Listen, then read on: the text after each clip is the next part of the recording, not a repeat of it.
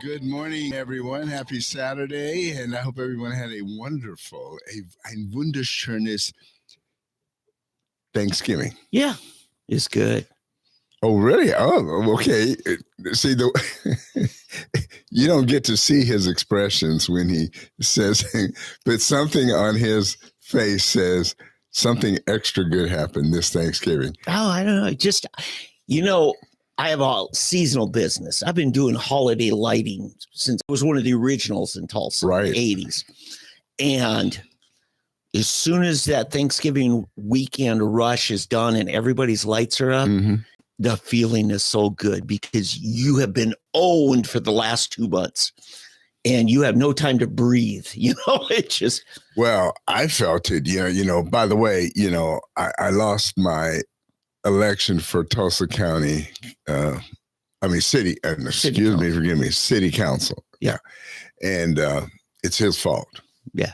He was my campaign manager for the first round. And I made it to the runoff and actually between Margie and I, with her votes, 400 votes, I would have won. So, unknown, newcomer, et cetera, I came within, I think, 200 votes of winning it then. And Margie won it by, Margie got 400. And by the way, Margie and I, we're very good friends. We're very close. Wonderful lady. And she did support me and everything. But anyway, so Dave bails on me. I did. He kicked me to the curb. And I warned you I was going to bail on you. Yeah. And I should have bailed on myself. Oh, listen to you. No, but anyway, I did not win in the runoff. Yeah. But I still, it was less than 1% of 14,000 some hundred votes. And I lost by 800 and something votes out of 14,000. So no, it wasn't bad. But sometimes I wonder if, if you had stuck around, it's always a what if. And honestly, I'm kind of joking because I had a great team. One thing I have to say, we had some people working very, very hard. None of us are professionals. No. This is truly citizens saying, I want to lead, I want to participate, I want to take a role that if I don't, we're going to be stuck with something worse. And we are stuck with something worse. Oh, my goodness. Yes. And I want to get to that. That's one thing I want to speak of. But anyway, no, I don't blame anybody. No. And I believe those that stepped in to take your place. Yeah. I think they did a great job, worked very, very hard. I mean, we're talking seriously hard. And in the end, it was the typical Democrat thing. They just sent minions out, particularly out apartments and just door to door, just blitzing. Yep. No real ground game as far as my opponent never went door to door, never did all the things you're supposed to do, the door knocking. And really, I will tell you what I believe ended up making the difference. It was the Tulsa World. They did 3 hit pieces. I think we've covered this a little bit, but I want to cover it a little more. They did 3 hit pieces in a row, along with editorials written by or letters to the editor. That they chose to publish. They selected from amongst many others. Well, true, and that it's interesting because these were written by people who don't know me. Of course not. I've never heard of these people. They don't know me. They don't. One by one of the Schusterman. Yeah. Either daughter-in-law, somehow affiliated with, and branding me as an anti-Semite. Yes. That I don't like Jews. She's the hater, but you're the anti-Semite. Right. Yeah. Right. Exactly. And it's funny because the reason I know this affected is because one of our main campaign workers and several others went to the doors and they say, "Oh, I can't vote for him. He's anti-Jewish." And they came up with this because of the articles they read in the Tulsa World, which painted me. And nowhere did they happen to mention that. Do you remember the Tulsa World either doesn't know, or they forgot, I think they forget, that I am the one who resurrected the Tulsa Christmas Parade. With what edition? Who are you trying to include in it? Well, I'm going to get to that. Yeah. But so anyway, for those of you that don't remember or that may not know, way back in about 2012, I believe it was, the city council approved a new parade. It was just called the Holiday Parade. Leave God out of it. The Tulsa Holiday Parade. And so I went down to the city council, and just to clarify, to say, if another group got together and started a Christmas parade, would they object? They said no. Yeah. I said, thank you. This was when I was new at KFAQ. So it might have been 2011, actually. Yeah. And you're always at the city council, right? I'm joking here. That was your first time. That was my first time ever, right? First and last. Yeah. But anyway, so I went there and did that. And they said, nope, we will not object if you started a new Christmas parade. So I went back, went on KFAQ and announced that I wanted to see a new Christmas parade, and I was inviting those interested to join me, and we would have a meeting there at KFAQ to contact me. And so we did. 6 men, well, 5 in addition to myself, got together, and we met at the KFAQ offices in the conference room. The old historic KVOO building. Right, the old KVOO building, right. And right off of Yale, 19th and Yale. So anyway, and so we met in that, and we decided to start a Christmas parade. And as time went on, we had different people. Dave Arnett joined us in that. This was in December. That first meeting was in December of 2011, I believe. Yeah. And then late in 2012, we, in the fall, we met. David Arnett joined us.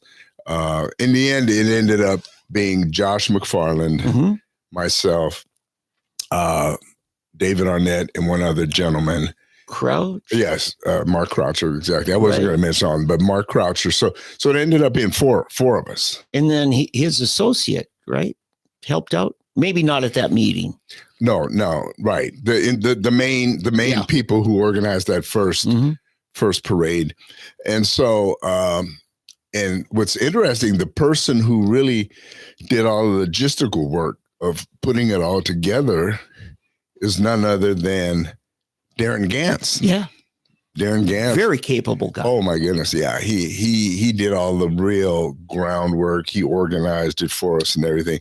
I was, I mean, I'll be honest. I don't care that I'm not a detail guy. Right. I'm just not that way. I'm more of a visionary. I can see where the pieces fit, how to.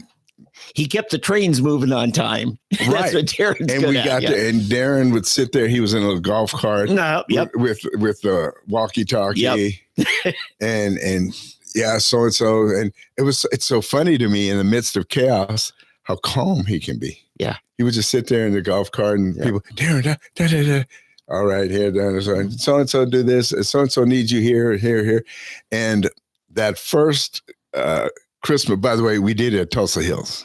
Yes, the brand new sparkling shopping center. Right. And it created chaos. It created chaos because we had traffic backed up on Highway 75 for miles. And the people, because they couldn't get off to pull into Tulsa Hills.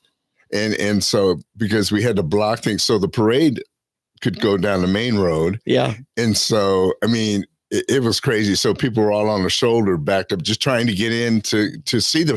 And so people sat up on Highway 75 looking down from there, and the parking spaces were all full. I mean, it was crazy. And the interstate became a parking lot.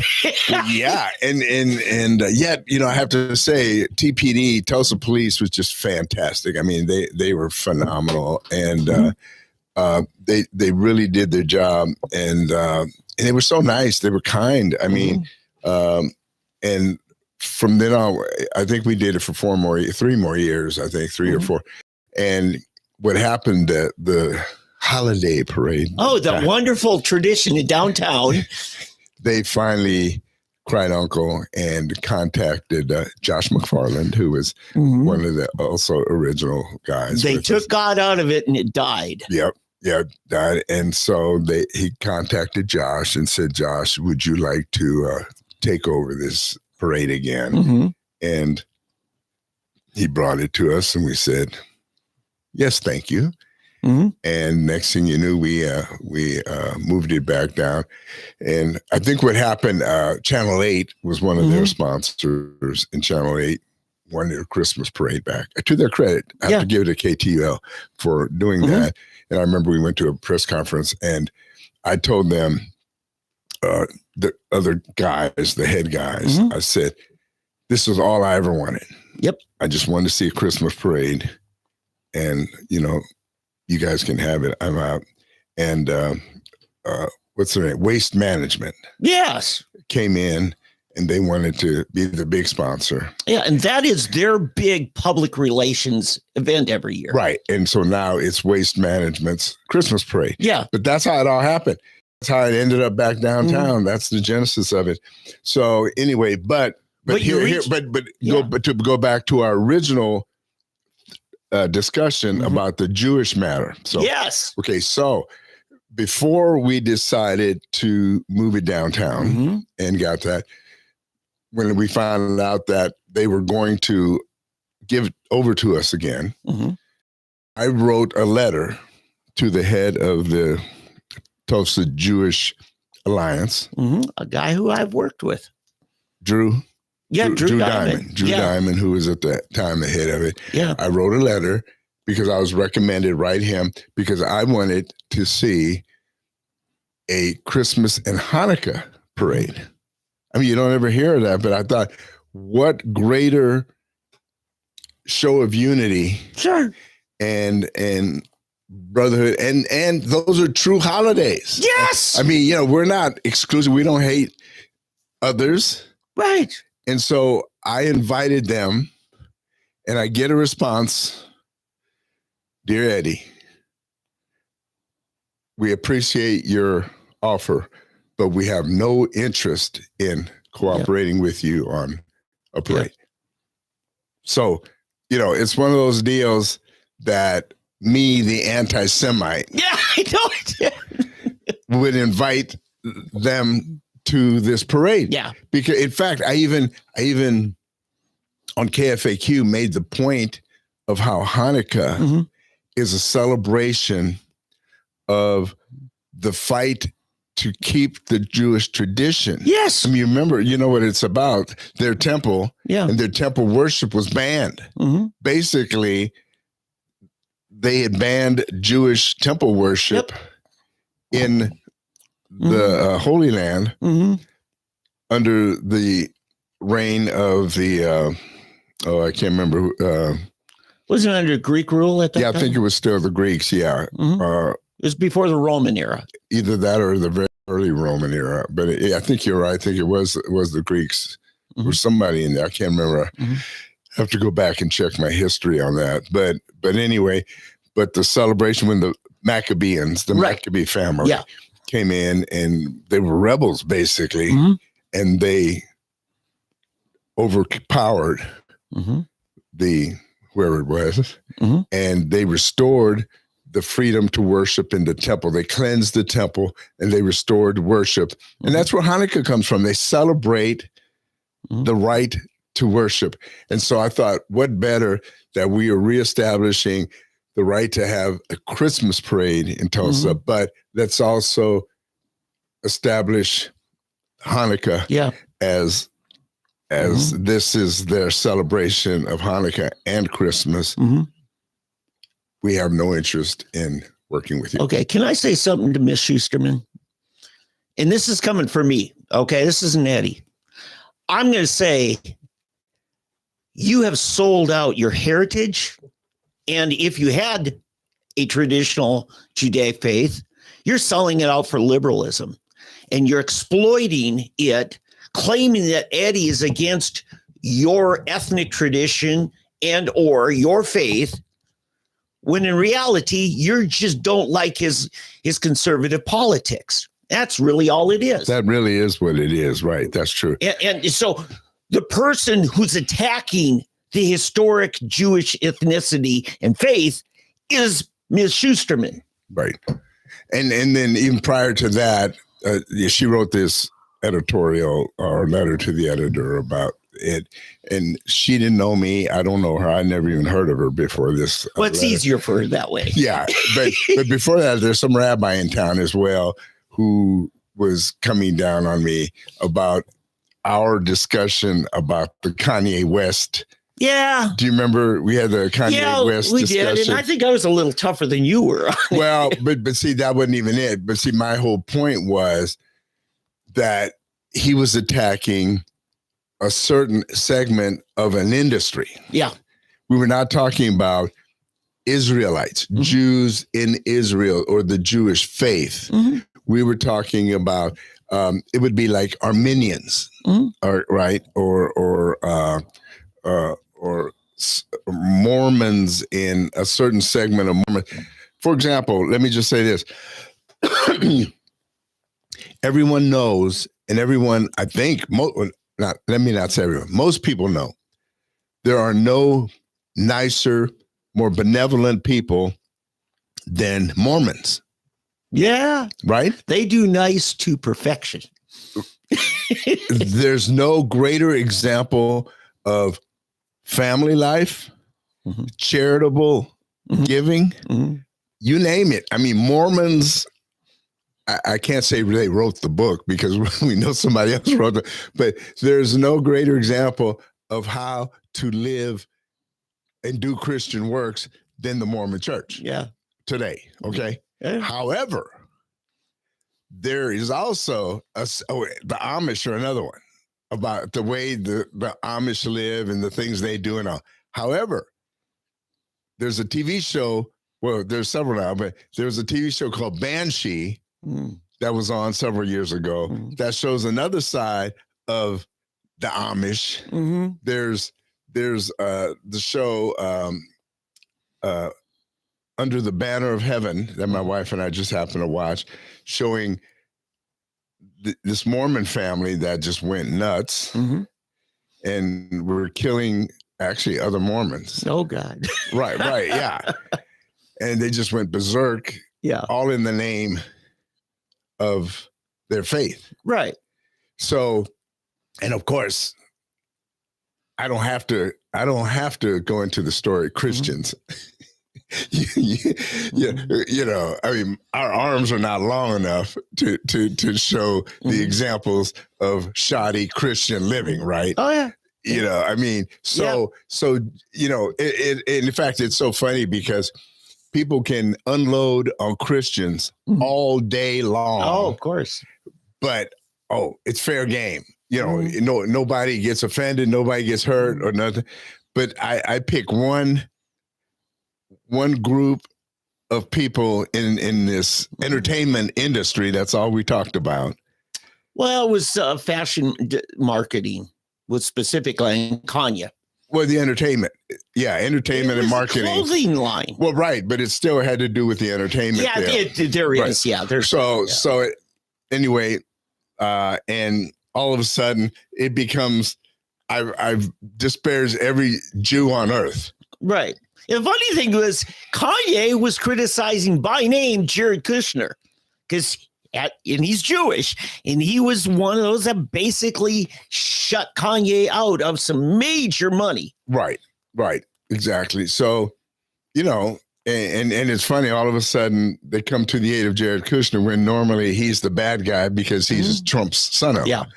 So, but anyway, again, to bring it all back, dealing with the whole situation of our campaign, mm-hmm. they used this segment to brand me as an anti-Semite. Boy, they had to dig deep, didn't they? Oh, my goodness. And that's the best they could do? I mean, you know, they couldn't find my other wives. girlfriends and that I have, and my 10 Listen. children out of wedlock. Yeah. And If you can't find it, just make it up, Eddie. well, they couldn't even do that. Yeah. I guess so. No. So because of that, they had to use that. I mean, the usual stuff they do. They found. For example, we've got a perfect example right now. Okay. What's his name? The Fox Saturday morning host. Oh, yeah. Pete Hegseth. Yeah, Pete Hegseth. Yeah. Pete Hegseth. It's the same thing. There's stuff they're doing with him. Well, he's Minnesota nice. He's from St. Cloud. Right. But they happen to find that he used to be a player. He used to he was a young, virile man. Yeah. Okay. Well, and he was military. He was military, and he I mean, gosh darn it, he liked women. Well, and you're constantly being transferred. It's bad on marriages. It is. I mean, your folks went through amazing stuff because they had everything stacked against them. Your dad being career military. Well, yeah, but not only that, but then all of a sudden now he's this TV host. He's moving up. He's a hot commodity. And I don't know what his married life, whether he was married at the time or not, or it was just somebody else's wife that happened. Yeah, he wasn't married. Oh, he was. He was a woman who was married who came hitting on him while her husband and kids were in their hotel room. Oh, okay. Yeah. Okay, so that's what. So she made up a lie to her husband. And then when the police got involved, oops, now I'm in trouble. Yeah.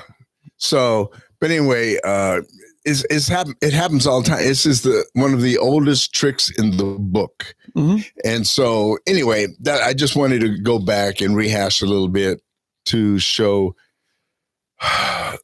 what happened in this whole election season. And I just, again, can't thank enough the people who put their trust and their faith in me. Yeah. And the ramifications we have now, as many of you who have been paying attention saw, the prayer, they invited this pagan lady to come in and give the weirdest prayer. Yeah. Praying to Medusa and all these other gods. It's just, and they all just stood there. I mean, honestly, I wouldn't have done it. I'd have just had to. I'd have walked out. I'd have walked out or just not shown up. Yeah. I'd have just waited. You call me when you're through. Yeah. I'll be in there because how they could all stand there and do this, I'd say, nope, not me. Yeah. Yeah. No, I would have walked out. Yeah. I want to get back at a point you made because I can reinforce it greatly. You mentioned the Mormons. I have a brother who lives in Cheyenne, Wyoming, capital city, Wyoming. Now, Wyoming is overwhelmingly Mormon. It's not a particularly outwardly really religious state, but it happens to be that Mormons are a huge factor of the faith community. And in business practices, my brother has told me how he's been locked out of so many things because he didn't share their Mormon faith. Okay. So it's not just Jews who can do this. If you're in the diamond industry, particularly in New York City area, you're either part of the De Beers clan or you're not. And the Hasidic Jews are a big part of that marketing. If you don't understand, the diamond industry is very much, I mean, it's just violates so many antitrust laws. It's just never prosecuted. Yeah. See, here's the deal. I'll be honest. I don't really have a problem with that so much. Now I'll tell you what. It's about competition, and what it should do. Here's what it should do, because anytime that has happened over it takes a while, but what it does, it causes other people to work harder and to work smarter. There's always a way around it. And it increases the ingenuity and for example, do you remember Microsoft was king? and then they tried to break it up. They Right. they did break it up. Right. But I don't think that breaking up Microsoft into smaller segments is really what killed it. What killed Microsoft was they got lazy. Yeah. And what happened? Google showed up. Right. And Google outdid it. Right. Ford, I think, got lazy. Yeah. In fact, the General entire Motors in the 70s. All of the American motors, Yeah. motor companies became lazy, and hello, Toyota and Honda. exactly. Toyota's number one, and what happens then? Here come the Koreans. Yeah. Right. And the Germans got lazy. Mercedes was the number one. Hello, Lexus. Right. All of a sudden, I remember the first time I came from Germany, and I'm visiting my friends in California, and I see all these cars on the road. Okay. Nice looking car with this L. And I said, whoa, what is that? That's a cool car. What does that L mean? I'd never heard of a Lexus. Means loser. No, Lexus. Yeah. And if I say, oh, that's a Lexus, I said, Lexus, what is that? And then, well, now everyone knows what Lexus is. It's an uppity Toyota. Now, what do you have now? You have Genesis. Yeah. Right? You have Genesis. Well, yeah, but let's get back to this. When you have a machine that gets exclusive, right, and they're part of this club, and everything's stacked against free enterprise. Mm-hmm. Yeah, you can shut down some of those people, but eventually they can completely wipe you out. For instance, what's going on in media, the trust in the legacy media operations is so shot, right, that now this little upstart called Newsmax, right, and Rob Schmidt, he's beating CNN's entire evening lineup. Right. And the guy who they've got finally picked to be the new main guy following him, I can't remember his name. Finnerty. Finnerty. Yeah, Rob Finnerty. Yeah. Yeah, Rob. Yeah. Rob, I used to watch him in the morning. Yes. When you wake up. Mm-hmm. And great. He's really good. I mean, he's it's Schmidt, yeah. Schmidt, yeah. Mm-hmm. And so Fox needs to watch out. Yeah. Because Newsmax keeps growing and growing and growing. Look what happened. I mean, Fox decided to jump ship and join the legacy bunch. Right. And they fired Tucker. Tucker's bigger than he ever was at Fox. Mm-hmm. He just got an exclusive with Lavrov. In podcast it released 2 nights ago. He'll go over to Russia and say, what the heck's going on? And they'll tell him. And yeah, but it's no. Let me just interrupt real quick, because last time he went, remember, he did Putin, and then Putin slams him after it was over. Said he didn't ask me anything of significance. He just He doesn't do the hatchet job that the legacy media is known for. Right. But then Putin turned it on him, saying, he didn't ask me any. Sure, I thought. I didn't take that as a slam on him. It just meant, as I think really what Tucker wanted to do is get him to talk and keep talking and keep talking. Right. Because he was doing this all the time. Well, it was like the first dance with the girl you've been dreaming of dancing with forever, and you find you're not going to try to hold her too tightly or, make sure you want to make sure your hands are in the right place and everything like that. So. Yeah. You want the next interview. Yeah, exactly. Yeah. But, for Tucker, it's just amazing what he's doing. Look at Joe Rogan put podcasting on the map in a way it never had. Because he's just so huge. And then getting Trump. Fact is, last week I'm listening to a podcast and he says to us, he had a group of comedians there. It's one of his favorite groups because it's an entertaining good discussion. Yeah. And he says, how's it feel? You're in the Trump seat. Because that seat directly across from it is now the Trump seat. And so anyway, I'm just saying, getting on your whole issue about there being cabals and stuff. And when they stack and conspire against you, then it's on and you will have to work harder. Mm-hmm. But I think Alex Jones has showed us something because they didn't kill him. Because they didn't kill him, all of a sudden, other people, Tucker, Joe Rogan, all these other media are trying to follow Alex's example of tenacity. And I think it's beautiful. Yeah. I think what we see now, and this was one of the points I want to get at, is the culture's changing, Eddie. Can you sense it? Yeah, I do.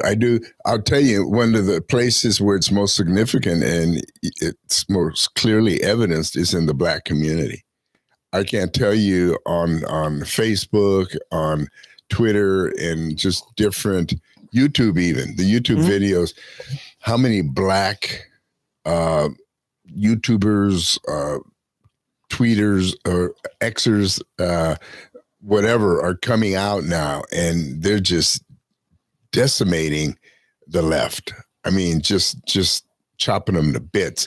And the girls on The View, they're done. You stick a fork in them. Trashing Black men. Right. Well, think of it. You got Black leftist women trashing Black men. And white leftist women. And then Sunny Hostin, she is stepped over it, and she is finding, and she's going to find out real soon that don't talk about our men. The Black women are gonna raise up and say, "Hey, honey, we've had it with you. You're done." You watch. Sunny Hostin is got some. But Eddie, come up and stew. You know this, given how you grew up, your mother and father, okay, mixed ethnicity, you and your wife. Now I see it. My daughter, white woman marries a Black man. The wrath of Black women against my wife. Yes, I mean my daughter. Excuse me, because she dared steal one of their men. Exactly, those are our men. But here's what's so funny, though. You know, those same women would probably not have given your son-in-law the time of day. One of my best friends, he's passed away now.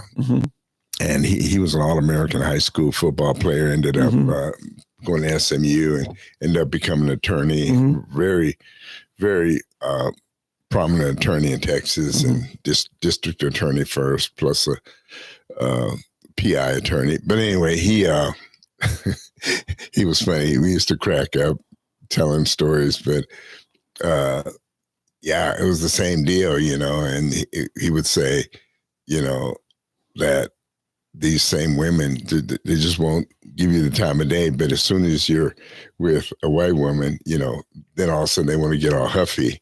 I don't know if I told the story once, years ago, way in the Wayback Machine. My wife and I, we were dating. She went to TWU, and we used to go to Beverly Hills Baptist Church.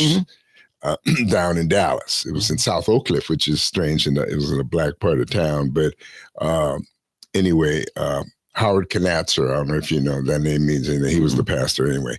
It was a Baptist church, but then he became charismatic. And anyway, so we were coming back, and we stopped at a, I don't know if it was still a Sambo's or it had become a Denny's. I don't know. But anyway, it was all Black waitresses in it, and they didn't want to serve us. Oh, yeah, you've told me. Yeah, I tell that story here, yeah. And, you know, we saw them over there in the corner and just... And that's because you had a white woman. Right. You know, and finally the girl who pulled the short straw came over to serve us and throws the menus down, you know, and I let her have it. You know, I just let her have it. But, you know, and then all of a sudden it was like pouring cold water and waking her up. And she realized, wait a minute, you know, he's right. You know, I just pointed out, say, you know, 5-10 years ago, this is exactly what happened when you went into a white restaurant. Yeah. So what makes you different from the honky who does this to you? Yeah. You know, you're acting just like them. And all of a sudden it was like, whoa, you know, nobody ever made him realize. And all of a sudden, man, it was like she became my sister all of a sudden. I mean, it was that radical, the change when she realized that she had just become everything she hated. Exactly. And the realization that it was a total turnaround, you know, and then she was just a nice, so she wanted to make sure our coffee cups were filled if we need anything else, and that she wanted to sit down and talk to. I mean, it was really a total transformation. But that's just. But there's some vicious, evil people in every race and every gender, everything. And see, I'll be honest with you. I don't think that's as much of a problem anymore because it's so prevalent now. Right.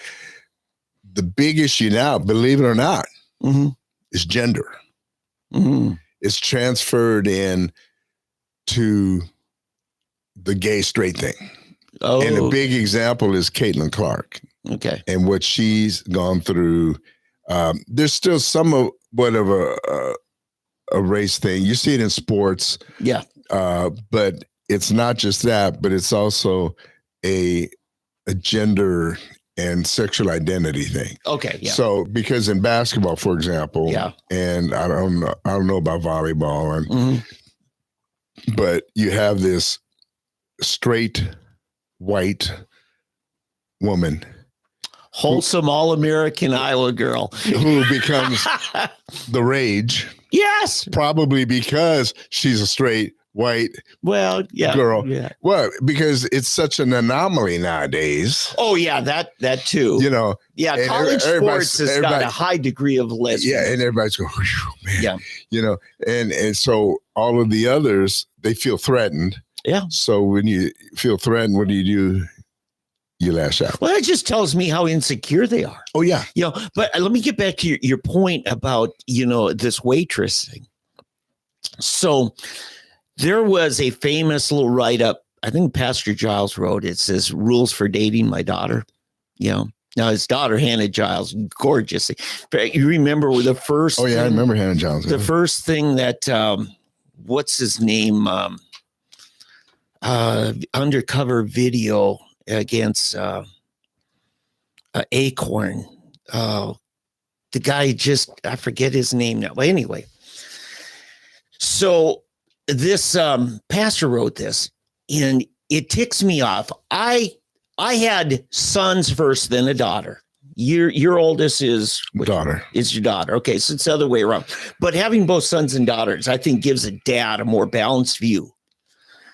Because you want to protect your daughter, but you don't want your sons treated like trash just because they're male. Right. And so I wrote a response to the rules for dating my daughter is rules for being seen with my son. And one of those rules was she didn't steal him from you. You may have gone on a date, but you don't have a ring. So he's free to date others, just as you are. If he later decides to date somebody else, it was his choice. Taking your wrath out on her only reaffirms to him why he's no longer dating you. Is that good? There's 7 more because I had 8 rules. 8 rules. Yes. Oh my goodness. Yes. I said, if for some reason you don't return from the date on time, I have a pack of hunting dogs, and they're pretty well behaved, except when they find females in heat. Yeah, I just really went after it. I'll tell you, it was funny. I mean, I've gone through this for years. See, what I guess prepared me for or conditioned me to this was growing up in the military. Yes, yeah. So, this has been going on for years in the military. But anyway, so I had this girlfriend and I've dated, the girl I was going to marry initially. She was like me. Her dad was black. Her mother was German, but she grew up in Germany. She's German. She's still in Germany. She I don't even know if she's still alive, but anyway.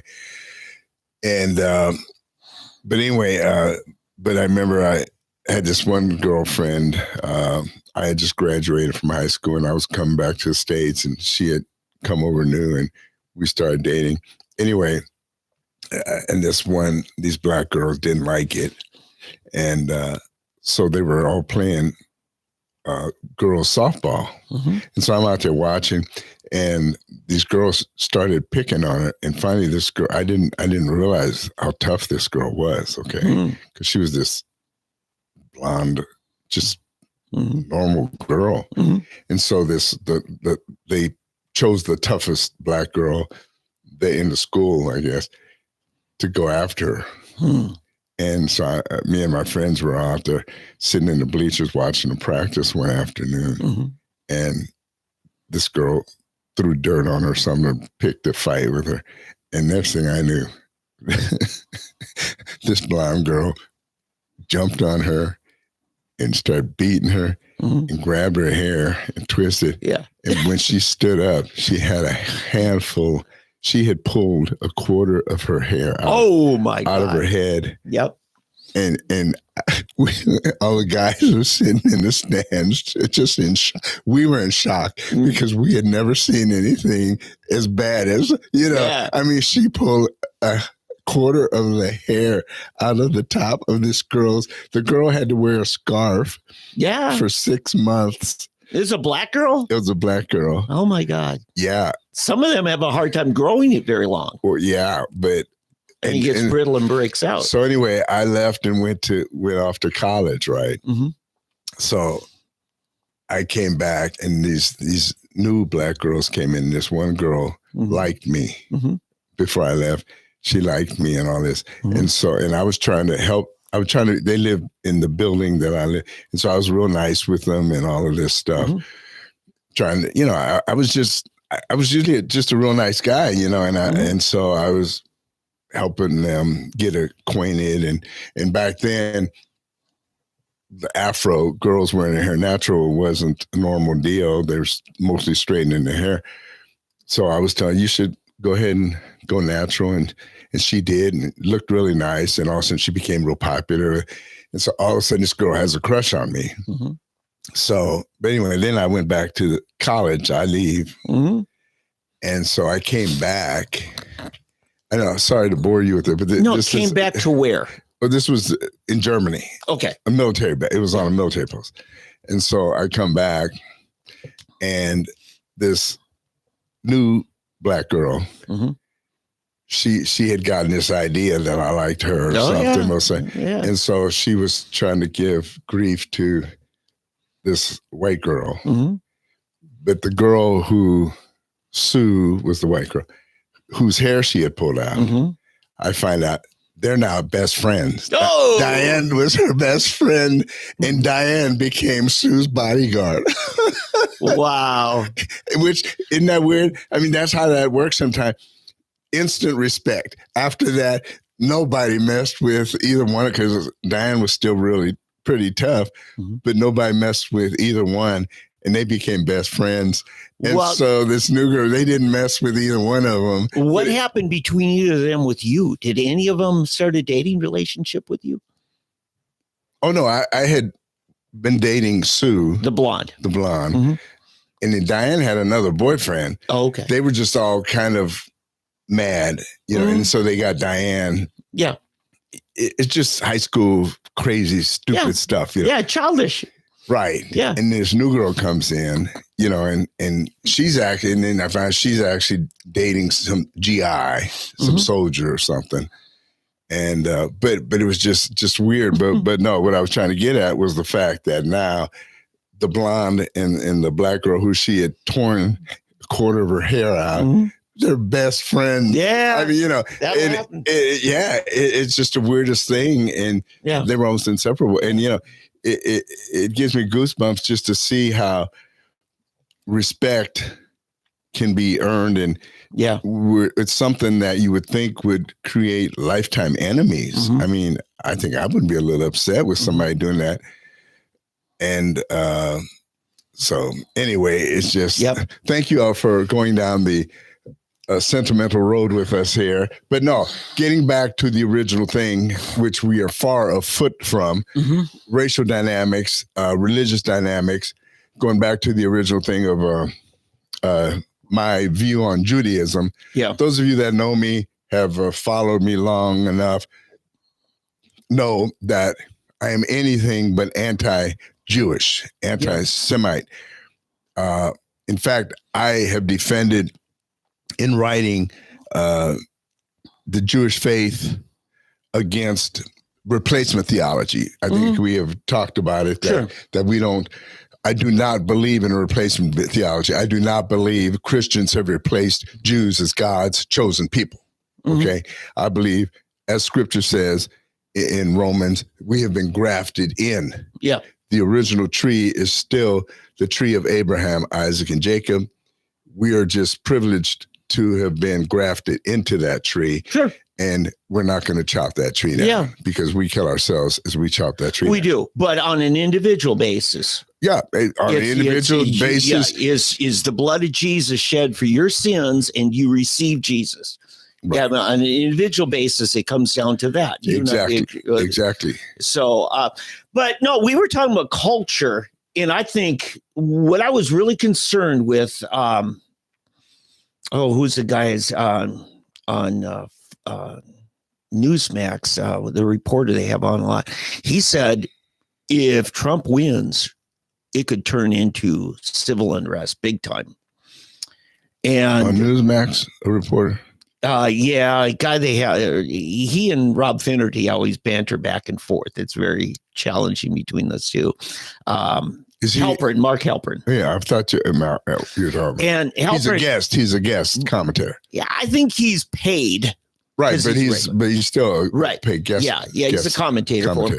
So, but yeah, he was saying this could be really bad, and it amazed me that win by Trump has pretty much taken all the fight out of the left.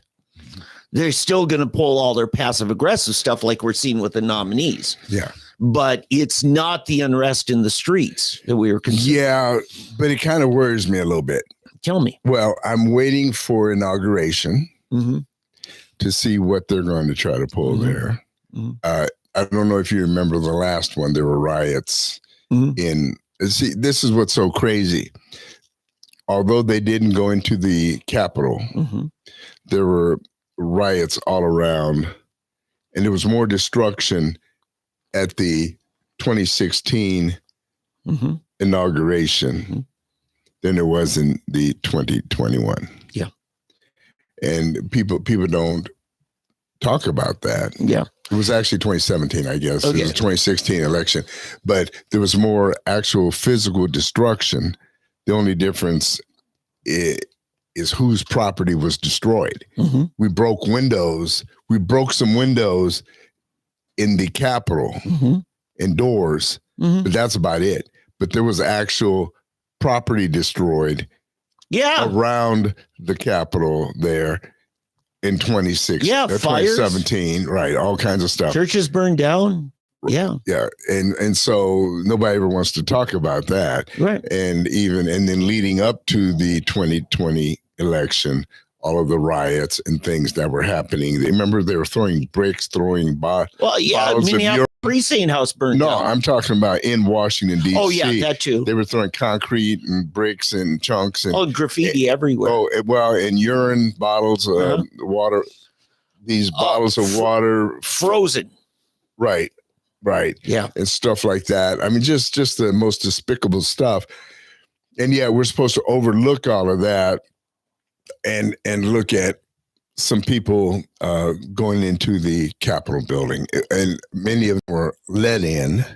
And so it's just, to me, it's just ludicrous, some of the things that are. Well, it was an portrayed. FBI sting. It was an FBI, set up. Yeah. Right. Yeah. Right, so it was, here's where I'm at. January 6th, you remember what happened there. The day before is when there is the official election of leadership for the House and Senate. And at that point, that new leadership now has authority over the Capitol Police. And I will personally hold in high responsibility how the police handle anything coming out this time, because we're not ignorant here. I mean, Paul Ryan and Mitch McConnell basically let that happen in 17, actually, January 17. And then 4 years later, it was Pelosi and Schumer. And so you saw what they were going to do. So we're well within our rights to have, military, National Guard for backup on high alert. Right. To be called in if and when and how is necessary. But here's where I'm at. After Clinton and all the corruption, G.W. Bush decided the best thing for America is just ignore it, let it slide. And the Clintons got off all the crime for the sake of moving on. And you could say, well, Gerald Ford did that by pardoning Nixon. Helps us move on. I don't think we can do that anymore.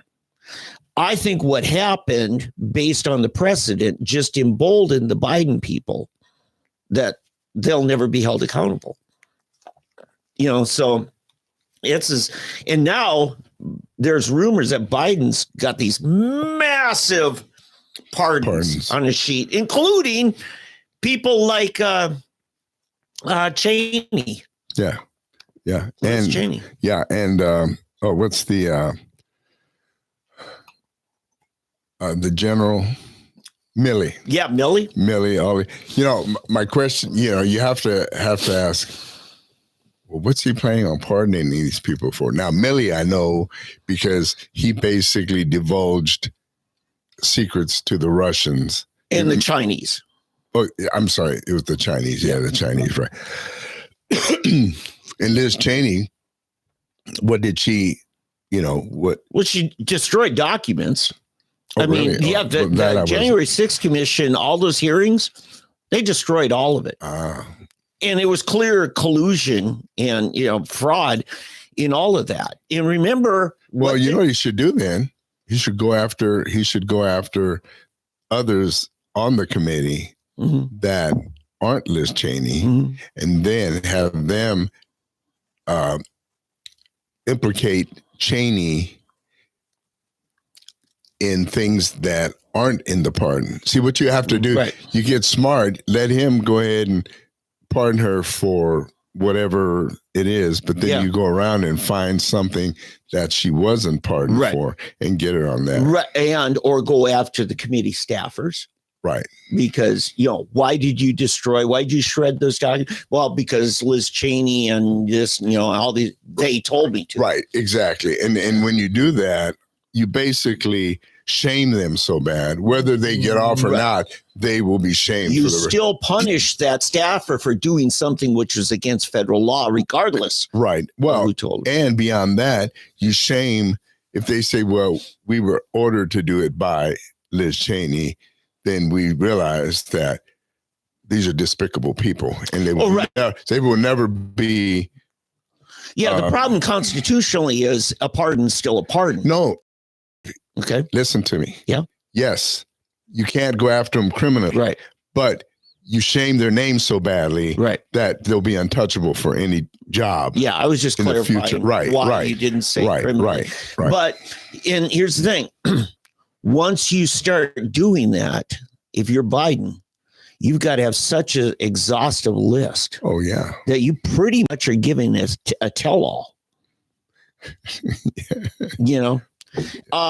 So that's where I'm at. Because remember, what you're saying is true. Because so basically, what Biden then is doing is we have the most criminal administration in the history of this republic. Yeah, that no one has ever. Because if not, in other words, we are pardoning our entire, Corinne Jean-Pierre.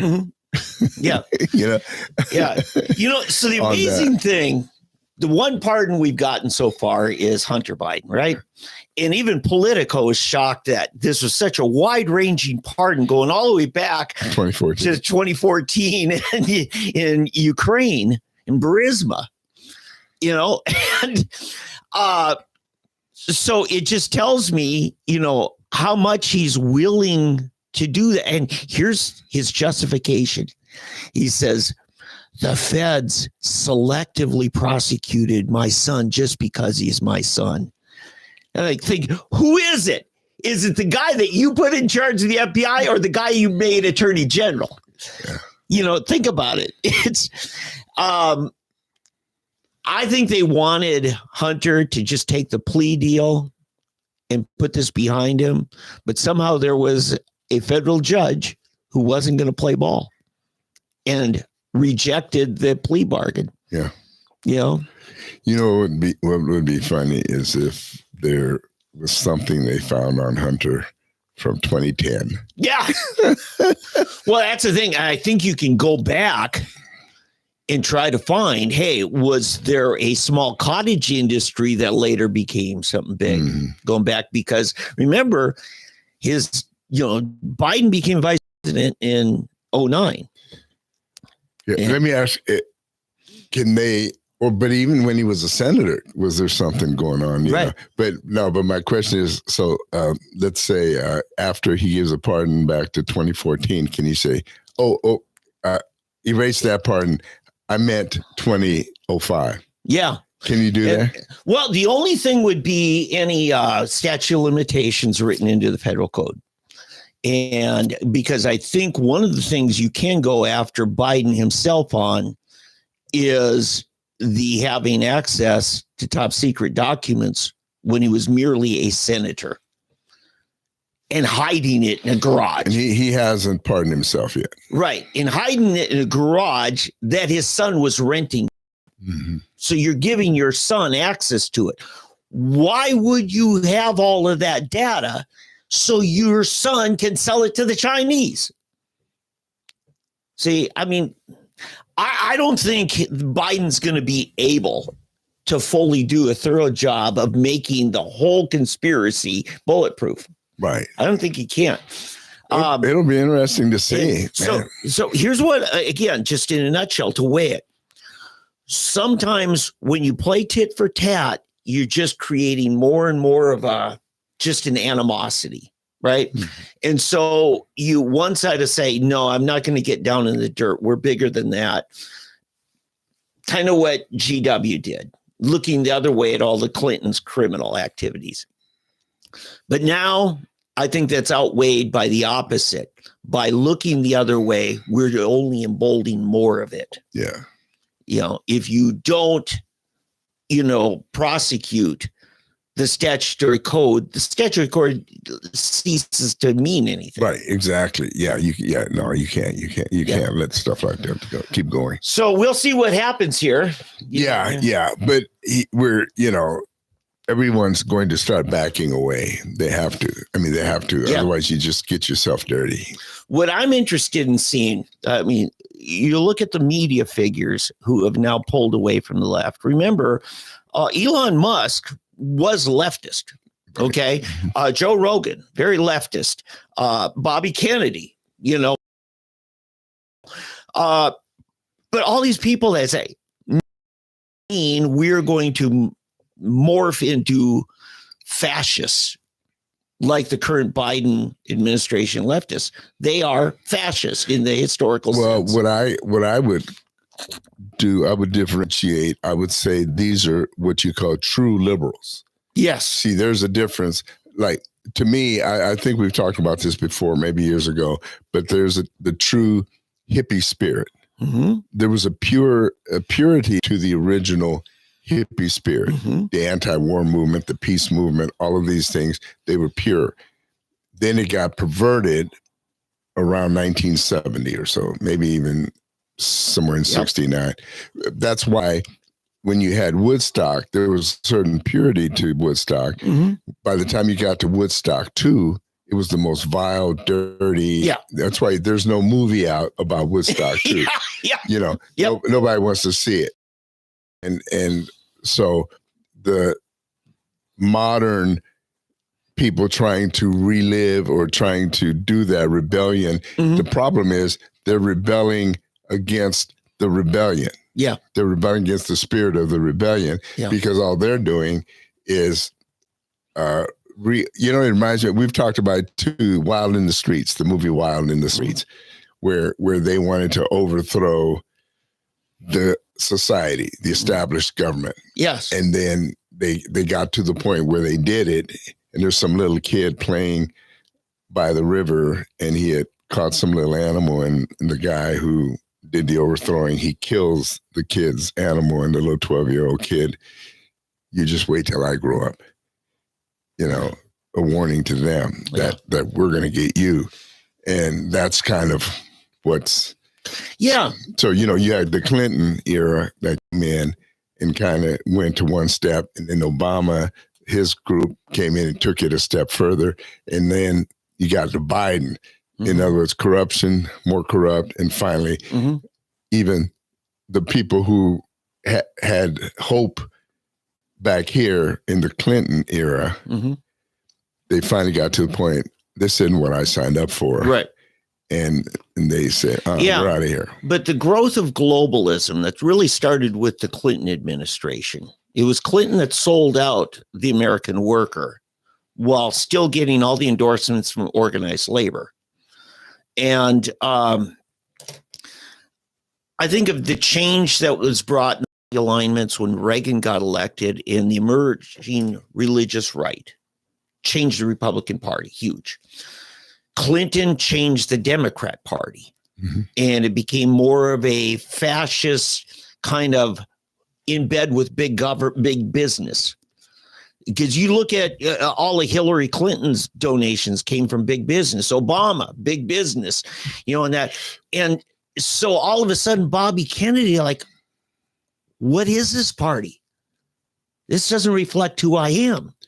Yeah, but see, the way I see it, though, Hillary Clinton brought in the corruption. Yes. I mean, Hillary Clinton is one of the most evil, corrupt, vile people that I can think of. I mean, that lady, vile is the only term I can think of. Yeah. I don't know if you remember the FBI files where she requested. Yeah, the guy down in the basement with 900 files. Right. And then by the time they found out, she's, I'll send them back. Right. Well, they had already copied everybody's. Right. And I'm sure they blackmailed people with these FBI files. That's how they took out Newt Gingrich. Right. Right. Because they found out he was having affairs on the woman he was having affairs with before his first, affairs with the woman. No, when I was running Santorum's campaign here in 12, we put up a meme of Newt Gingrich that says, Newt's family values, getting the children from your first wife to convince you that your second wife is lying about your third wife. Oh, man, that's just, yeah. So Hillary is honestly one of the most corrupt people that is. When we talk about Jezebel, I just put Hillary's face on it. I mean, that is one evil woman. Yeah. And God saved us. God saved our nation from her. I mean, unbelievable. And I honestly, I have a feeling if she's not senile by the time, she may pop up again in 1928. Yeah. I mean, in 2028, she may just pop up again trying to run against whoever it is. But here's the thing. You've got a cabal. Biden wasn't in charge. He was never in charge. Right.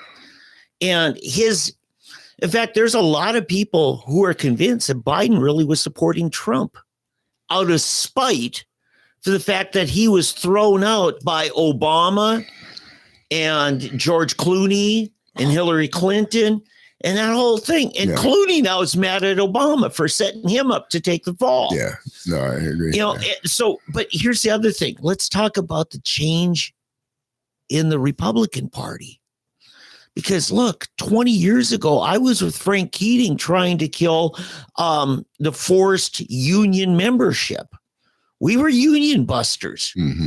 We supported what we call right to work, and now I'm seeing the head of Teamsters speaking at the National Convention. And then I'm seeing historic true liberals like Bobby Kennedy, like Tulsi Gabbard and stuff. And I'm kind of comfortable with them, not agreeing with them, but we respect each other. Nobody respects this cabal that took over the Democrat Party. No. You can't work with them. No. But it's interesting. It's like all of a sudden Bill seems to be leaving the reservation. Bill has a good sense for knowing where the sensibilities of the people are. He always has. Yeah. And he's a liar. We know he's a liar, but he's not going. And you know what? Obama's a little bit this way. Obama's been calling in this woke extremism. He says, "Oh, I got you," by it's hitting somebody on political incorrectness. Yeah, so, but I don't trust Obama. Well, they want to ride the dragon, but they don't want to be the dragon. They just want to exploit the dragon. Oh. But he was trying to, and it failed miserably, where he was attacking black men for supporting Trump. Yeah, and when what's his name attacked conservative women that support Trump. Oh, what's the guy's Shark Tank guy? Dallas Mavericks previous. Oh yeah, Mark Cuban. Yeah, no, it doesn't work. Mm-hmm. It doesn't work. I'm surprised. Now you look at the list of people who Trump's appointed. There's some really incredible women with strong values. And, a lot of us had said, because we get trashed for being anti-women. And how many of us have said, look, I'll take a Margaret Thatcher any day. Because she's rock solid, where she's at. In fact, we were watching the news last night, my wife and I. And my wife, for the first time, notices Caroline Levitt. Yeah, it's funny you mentioned Caroline Levitt. Yeah, I was just thinking of her. She's being interviewed by Rob Schmidt, and my wife, noticed that. I said, this young woman is amazing. I said, she just had a baby. She took a little time off work, but as soon as Trump got shot, like 2 weeks after her baby's born, she comes back. And my wife says, well, she's what, in her late 30s? I said, no. I said, listen, she's still recovering from having a baby. And she had a baby just 2 weeks after our daughter had her first baby. And I said, in fact, I wouldn't be surprised if she's not younger than her daughter. And we looked it up. She's 27. Caroline Levitt's only 27. Yeah. Sharp as can be. Oh, yeah, she is. And knows her stuff, poised, and can do it with a pleasant smile on her face. Yeah, but she don't mess with her. Deliver it with grace and style. Yeah. Oh yeah. But this is the kind of people Trump has. Well, now, see, I think this is one reason he may have needed the 4-year pause to find the right people. That first administration, oh my goodness, the staff he had, it was like Moms Mabley used to say, you see me in a bear fight, help the bear. Because those people, it's like Milley, General Milley. I mean, can you imagine what a mealy-mouthed, slimy, just traitorous person? Yeah. I mean, he is, I of all the people working or that Trump picked, I don't know how in the world he ever ended up with this guy. Yeah. The person who recommended Milley should be the guy that fired. Yeah. The good news is I think we may be able to end the FBI background check. Because I've told you, Gary Richardson went in great detail with me when Reagan appointed him federal prosecutor, nominated him for that. And he had to go through FBI check and confirmation from the U.S. Senate. And Don Nichols, our senator, was really frustrated because he's hearing the FBI saying, oh, he won't be interviewed. He refuses to talk to us. And Gary said Radio Shack was kind of a new thing in Muskogee in those days.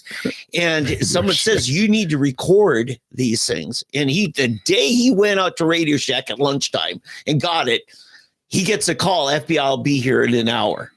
And so he sets it up and records it. And then the guy interviews him for almost an hour out of the Oklahoma City off, drove to Muskogee to do it. And the next day, the person that Reagan has in charge is a young guy named Rudolph Giuliani. And Rudolph Giuliani calls him. It says, why did you refuse again? You're not going to get another chance, And then he says, I want to talk to the FBI director. And he gets the FBI director. He tries to get it. He says, if one of us is lying, that is a federal felony, right? Lying to the FBI, right? Right. I said, okay, even if it's an FBI agent lying to another FBI agent. And the guy then easily would not answer his question. He realized the FBI was trying to destroy him. And he said, just know there may be a recording of a nearly hour-long interview that happened this week in my office. And all of a sudden he cleared. He became a prosecutor. And you know what he did? He and two other, Bill Price, federal prosecutor, and another prosecutor named Frank Keating, took down at least prison sentence for at least a third of the county commissioners in Oklahoma for corruption. That's how big the corruption was in Oklahoma. Unless we had honest prosecutors. And those guys were amazing, but that's what it takes to get down. And what I'm saying is the FBI covers up, destroys, smears, assassinates character. They need to be mothballed. We need to zero out the budget and then redevelop a Department of Justice. Well, that's what Kash Patel wants to do. I've been saying it for 8 years? No, now? I know you have. You've said it on here, but yeah. But see, that's the one I'm waiting to see what happens with Kash Patel. Yeah. Some of these others, it will be good to confirm them, but Kash Patel, we're going to see what kind of fight he has. Well, if this was the Clinton era, there'd be dead bodies. Okay, there would be a lot of Vince Fosters. Yeah. The other thing we want to see is will they be able to move some of these offices out of D.C.? Mm-hmm. Tommy Tuberville wanted to move the FBI to Alabama. Of course, yeah. Well, I'm being cynical because I haven't joked about Robert Byrd having this. Yeah, in West Virginia. Right. But I don't think it's necessarily a bad idea to move some of these. It definitely should happen. Yeah. It definitely should happen, and there already is a lot of that going on. Mm-hmm. What was her name with the IRS that was going after the Tea Party groups? And she was working out of Cincinnati for the IRS. So the federal government has a lot of regional offices mm-hmm. around. So because just from a budgeting standpoint, your labor force costs you a lot less if they aren't having to pay for $1 million shacks. We need to get rid of those 70, is it 70 or 7,000 armed IRS agents? Yeah, I know it. How many was it? Was it 7,000? Oh, I forget what the number. It was a huge staffing up. Yeah. Yeah. Armed. Remember, and they're buying bullets and. Well, Obama was having the Social Security Administration buying lots of arms. Yeah, it's crazy. You try going to your Social Security office anymore. Oh my God, the metal detectors and everything you go through. Why? Yeah, and they told me. No, I don't have a problem with metal detectors and stuff, but to have, it's funny that they feel they need to be armed, but teachers don't. Yeah. Yeah. Yeah, exactly. Well, and I'm just because I had to go down to my local Social Security office twice this summer, and they just said, we don't care if you have concealed carry. You're not carrying in our offices. And federal public buildings ought to be the most defendable of constitutional rights, mm-hmm. but they're not. Right. No, I agree. And there's this thing out about one of the safest places as far as gun violence is mm-hmm. A public school in the hood.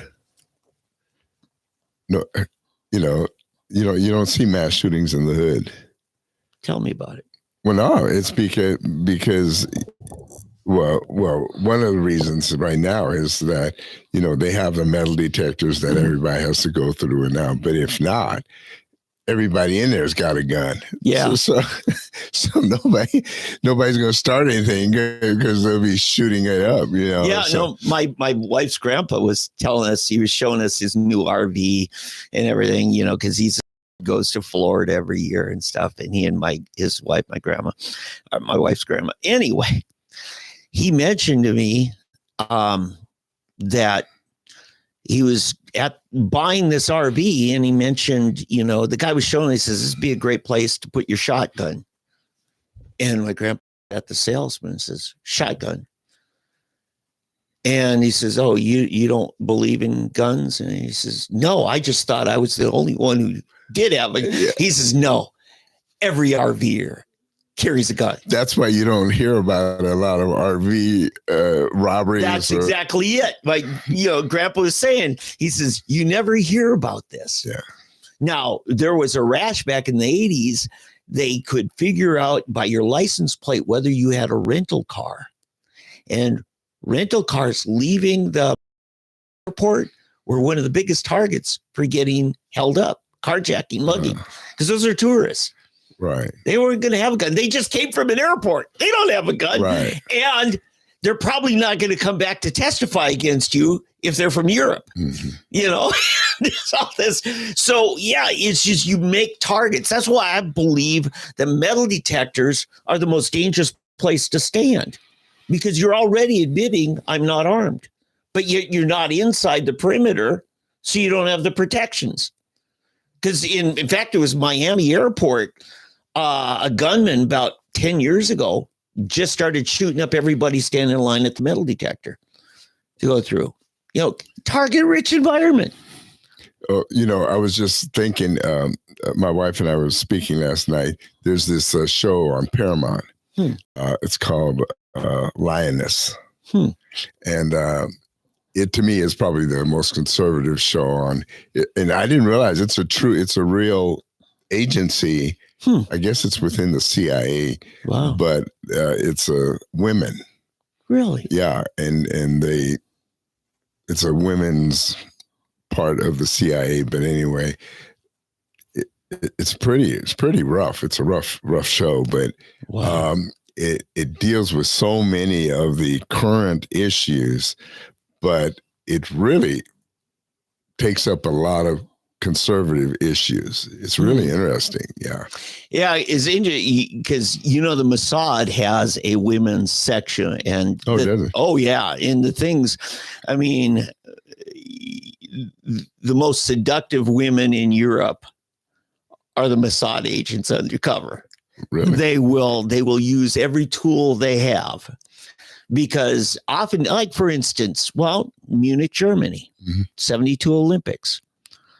All those people conspired, the Palestinian, they're all dead. Okay. Eventually Mossad found out who all of them were. And one by one, they're gone. And they did that using the women. Yeah. There were people that stood trial back in Israel after they were lulled onto a boat from the Monaco harbor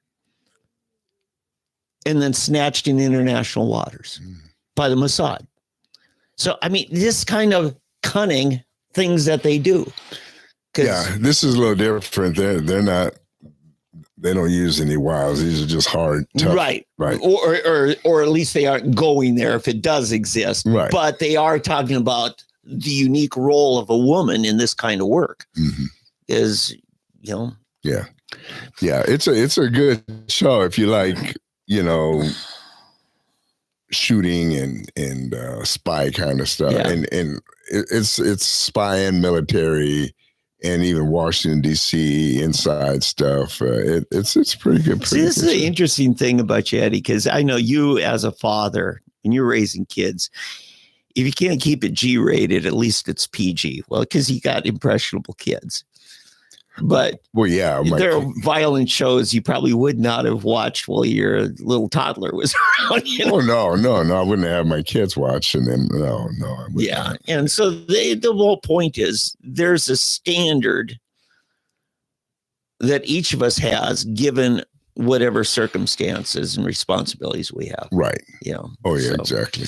I remember first time I went on a men's retreat camp out that they didn't have the boys with them. And all of a sudden, all these men, very respectable men in the church, and I named the church, you'd know who it is and everything. And when it was just the guys, it surprised me how childish and childlike these boys can be when they don't have to worry about the example they're setting to their son. That is funny. It is funny. Yeah. Hey, moving on a little bit and some other stuff here we've covered. New York City, the shooting, the head Subway? I'm sorry. The head of one of the main arms of United Healthcare was murdered on the streets of New York City. It affects me because I sell United. In fact, United Healthcare Medicare is my biggest company that I sell. Yeah. It's the number one Medicare company in the world, actually. And so anyway, their head guy was shot down in New York City, and they're looking for the guy. And the mayor's really on this, and it's kind of an interesting thing. They think the guy is a disgruntled customer, although he seems kind of young to be a disgruntled customer. Unless it's a lost parent. Yeah, but see, here's the deal. In fact, there's articles on these people are trying to, in fact, my son's sister-in-law is posting on Facebook about, United Healthcare and their plan and this and this. But like I said, I have hundreds of clients and I don't have complaints. But every insurance company is going to have some tough decisions that people aren't going to like. Exactly. And it's always,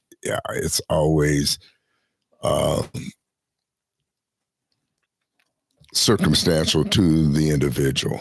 Mm-hmm. And it's never what it seems.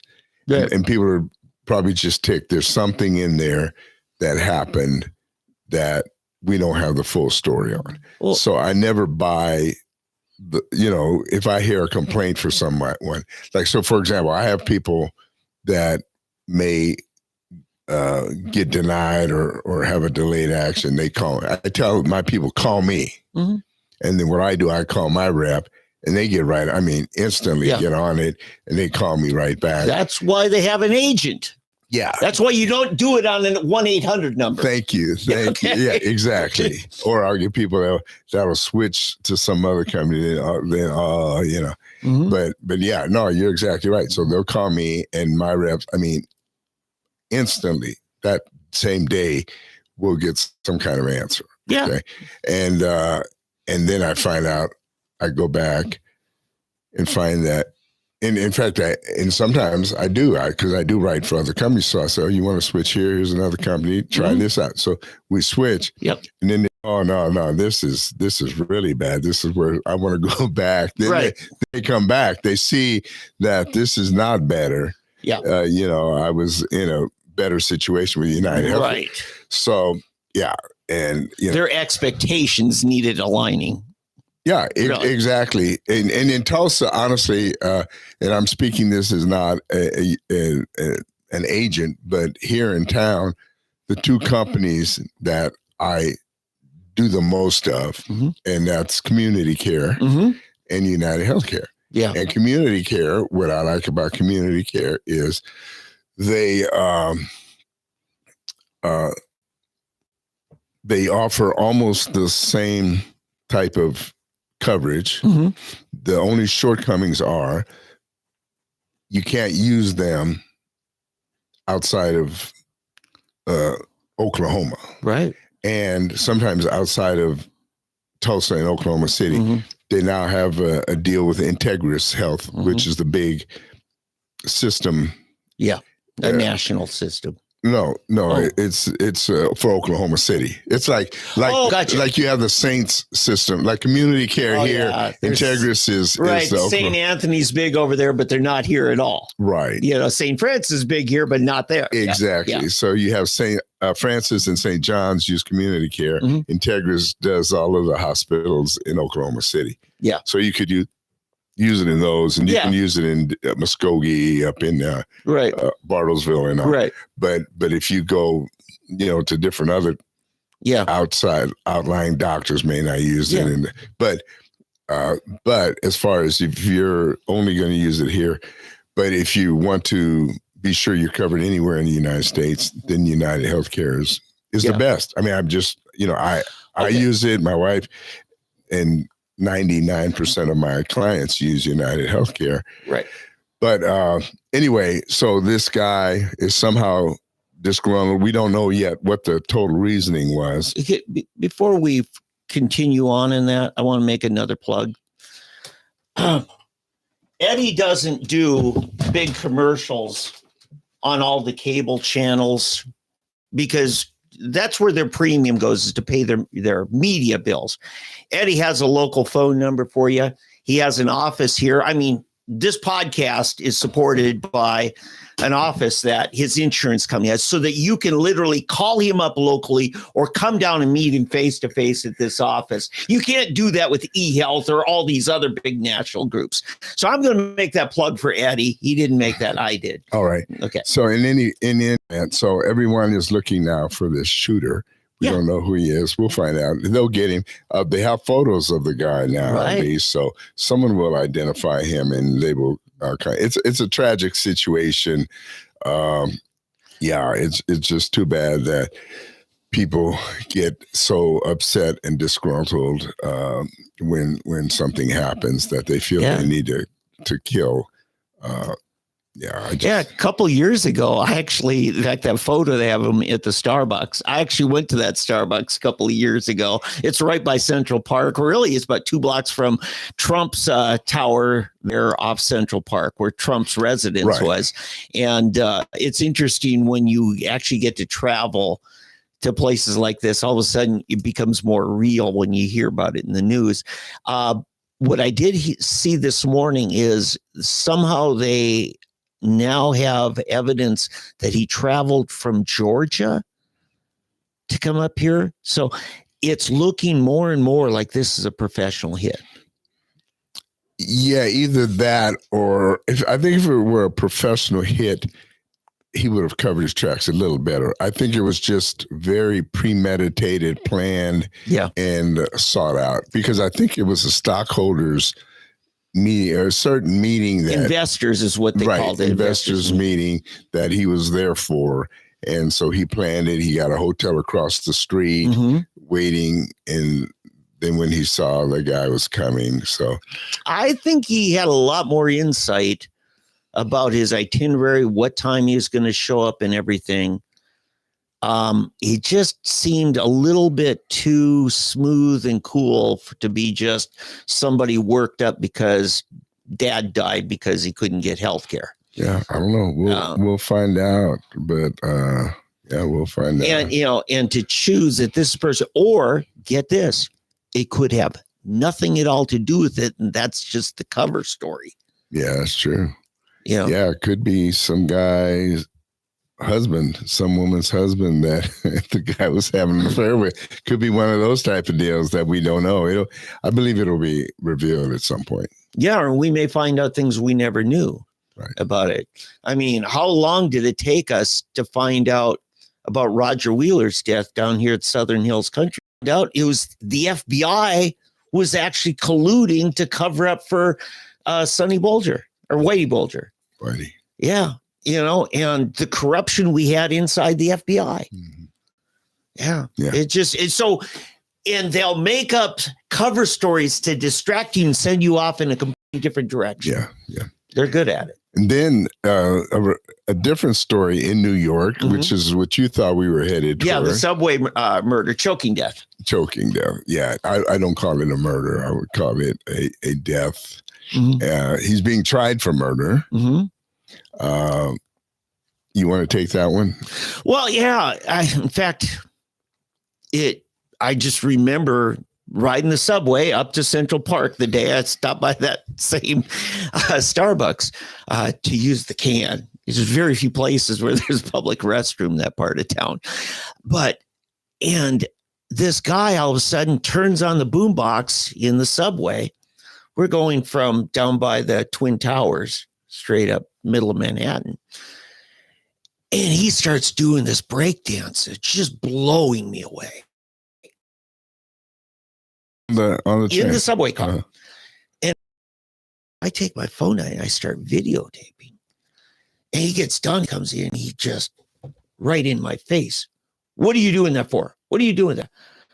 I said, because you're good. I said, I've never seen this kind of thing. And he says, who are you going to give this to? Because evidently he'd already gotten in trouble because that's banned activity in the subway. Oh, really? Yes. You can't dance in the subway? Evidently. Whatever the ordinance is, it was a nuisance of some sort, the loud music or whatever.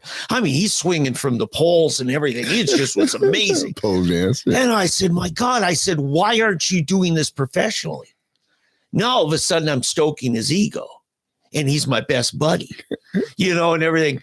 And we get to talking. I just, and then he's got his next stop and he grabs his boombox, down the ways. He comes over, gives me the fist pump, and he's, and the gal I had next to me, she's like, why did you do that? And I said, because I don't know any better. I said, he's good. She says, you haven't ridden the subways long, have you? I said, this is my first day. But you run into all kinds there and you don't know what you're dealing with. Right. And this guy that's dead had a series of mental illness things and psychosis. And, so you don't know what you're dealing with. And this guy thought he was being the hero.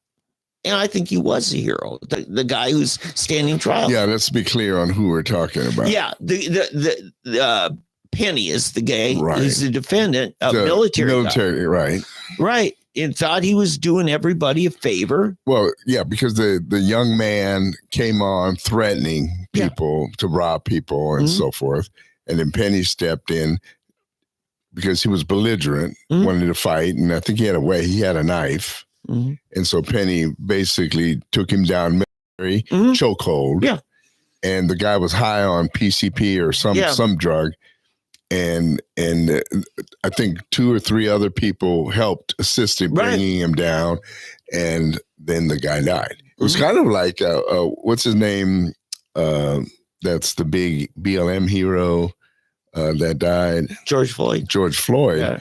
The guy died, and we don't know to what extent the narcotics helped with his death. Right. And because the toxicology did show he's on drugs. Right, exactly. So anyway, but in fact, we actually have video from the shop across the street where he was, presented a counterfeit bill showing him tossing drugs while the cops had him detained. Who are you talking about, Floyd now? George Floyd. Yeah, no, but let's stay on the subway right now. Well, we're here's the like thing. the cat with a laser. Here's where I'm going with this. But this is the weave here, is PCPs. Remember Rodney King. I understand. Oh, now we're at Rodney King. Let's go back to the subway. I'm getting to this guy. If he's on PCPs, it's going to take a heroic effort of multiple people to keep him down. Right. That's where I'm going with. That's reinforcing your point. Okay. Yeah. Okay. All right. I yield. Yeah. But anyway, so Penny has him in the chokehold. Mm-hmm. The other guys are holding his legs and arms. And apparently the guy was still alive after he let him go, but then he died. Then Alvin Bragg decided to press charges for murder. Mm-hmm. And now they're in court in New York City. Yeah, and it's some woman prosecutor. White man kills black druggie on subway. It's got to be. Yeah, no, it just makes me sick. But I think the lead prosecutor is some redheaded older woman, and she's just panicking. So now she pulled this last minute maneuver saying, let's drop the principal charge.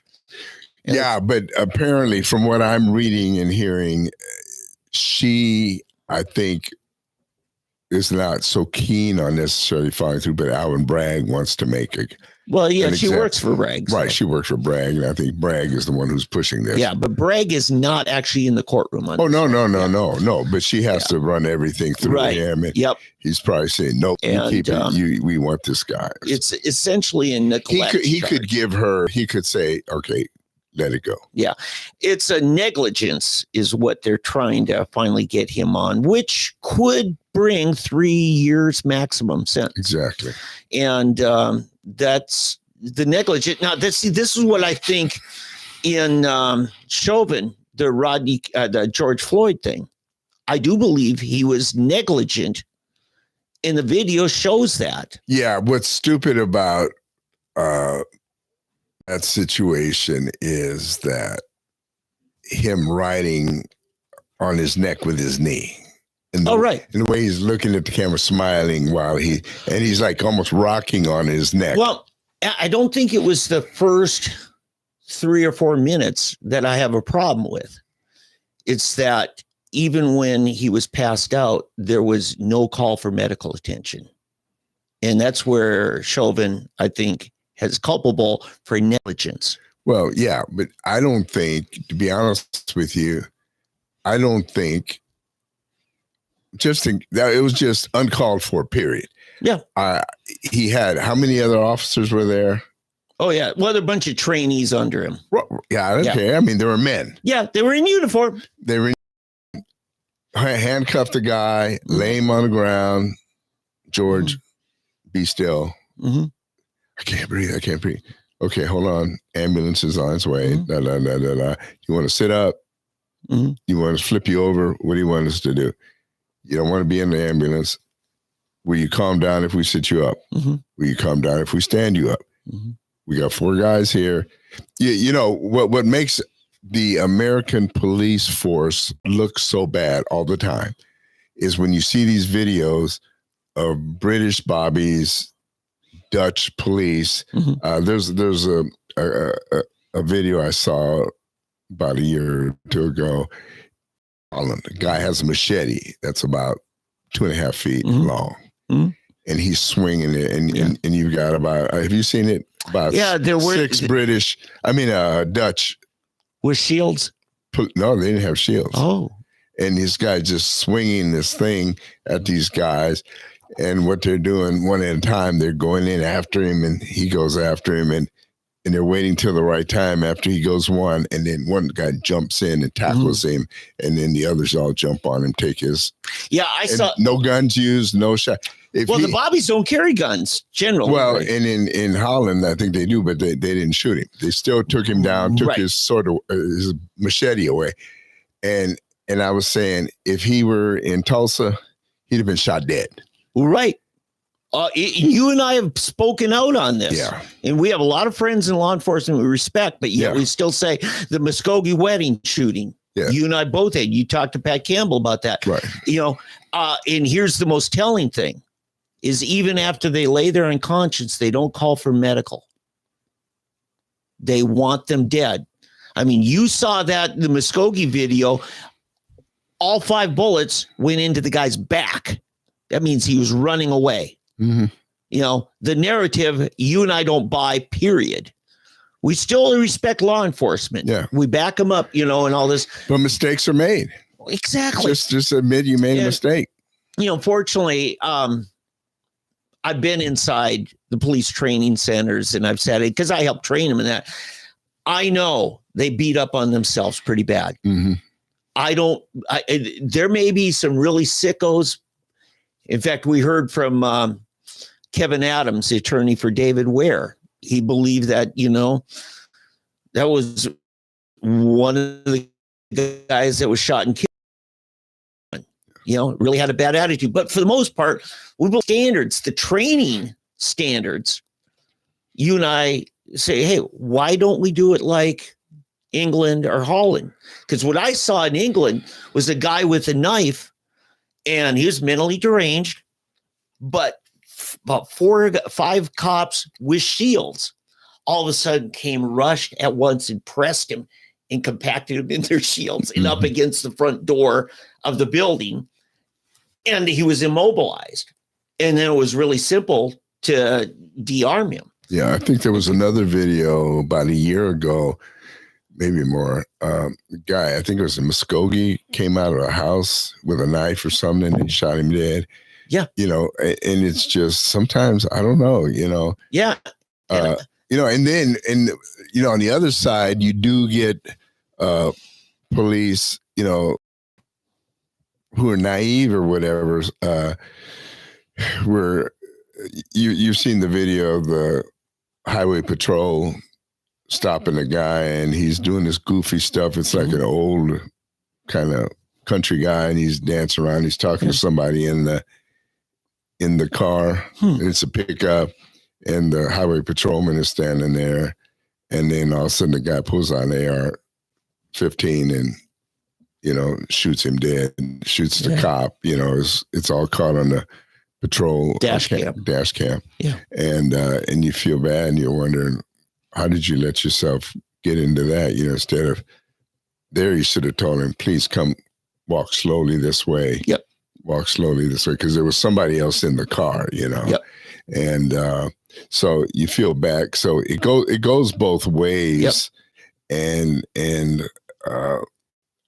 I hate to see that, you think that guy should have been shot dead, you know. Whereas times there was no need to see him shot dead. But so we saw with Josh Bree, mentally struggling guy, carrying a knife and just walking into a convenience store. The cops shot him and justified it by saying, we didn't know if anybody was in that store who might get hurt. Because of our ignorance, we're going to kill him. Yeah. And you know what? Kunzweiler did nothing about that. There was not an indictment. I don't know. Maybe we should. We've talked to Steve about a number of things, but we can. It's our right to second guess, and it's their obligation to learn from bad mistakes. That doesn't mean we lose all confidence in them. Yeah. But see, at some point, you have to have punishment as a deterrent. Yeah.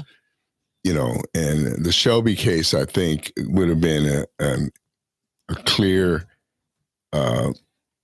example to use as a deterrent. Mm-hmm. And I did not want jail time for her, but they allowed her to be able to retire with a full pension and then get hired again by Scott Walton. By Claremore. Yeah. I mean, come on. It was a clear breach of duty. Yeah. I mean, she screwed up and she got rewarded. She got retired, pension and another job. And I'm thinking, are you kidding me? I don't know her, but I already trust her more than Scott Walton. His temperament should not be sheriff. Just should not be. I met him one time, and I don't him well enough to know him. Pat loved him, Pat Campbell. Yeah, but Pat said the same thing I'm saying. Really? Oh, yeah. Oh. You're just not, this is not what you should be doing. Yeah, so I don't know. But yeah, I did respect him. But my friend Chip Paul, Scott personally took his head and rammed him into a glass door and then ended up having to settle. The county had to settle to get rid of that lawsuit. Yeah. And I know it's quite a bit because I asked Chip, he said, I can't talk about it. I said, well, obviously it was a lot then because nobody can keep your mouth shut for $20.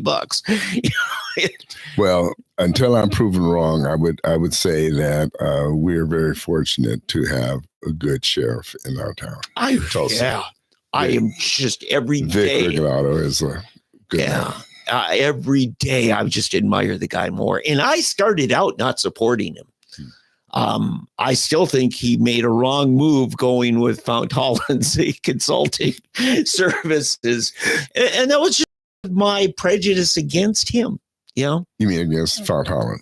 No, my prejudice against Vic to start with was whose client. Oh, you're the your prejudice against Vic was based on who he used as a campaign. Found Holland. Right. And Found and I have talked, and I respect him on one level, but we just have a difference of style. I got you. Got you. I mean, Karen Keith used Found Holland and didn't work out so well. No. He's but anyway, but he's done some amazing things too. Right. Hey, let's go over some of these cabinet picks. Yes. Let's start with Pete. We've discussed Pete Hegseth. Do you think he will be confirmed? Oh, gosh, because I'm not making a prediction of him. I'm making a prediction of the Republicans in the Senate. I still think there's some that just don't want anything like Pete there. He's going to rock the boat. Yeah. And do you know why I think they would not want him there? I don't think it's has anything to do with any moral issues or anything like that. Mm-hmm. I think it's with their bank accounts. Yeah. I think you're making a great point here that needs to be underscored.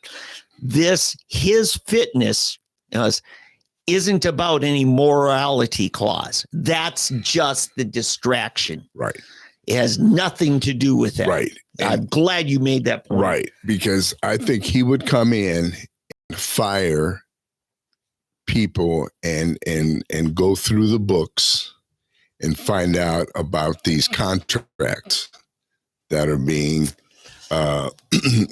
okayed and approved, and a lot of these generals and people getting ready to retire, and the money that's being shelled out to these arms dealers. Okay. So there's two things now. I think we need to separate, because you're kind of talking about both, but there's the industrial military complex that has a reason to be concerned. Right. Okay. And then there's the career top brass. I think it's all the same thing. Now, the reason I say that is because, see, I've dealt with some of the people involved in this. Okay. Yeah. What happens? I don't know if you know how this works. You'll get a military general, colonel, whatever. They get close to retirement. Mm-hmm. So what they do, they get their buddies that were former generals and so they're now executives working for these for the military industrial complex. Yep. And so they work out a deal.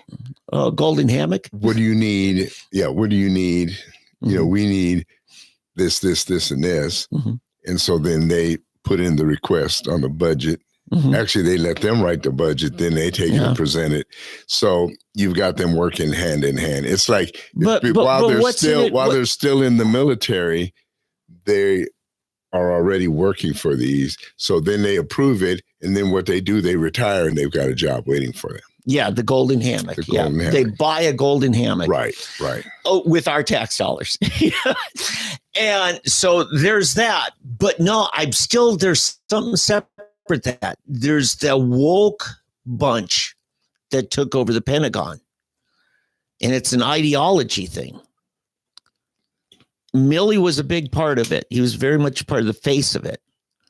You know, I'm concerned about white rage, and I'm white, and they're buying it now. Now, it could be just a play, just to kiss up to the Biden people. It could be that it has nothing to do with the military. It's just the top people trying to kiss up to the civilian government. Yeah, but I think that's a facade, because in the end, we're still spending $75 million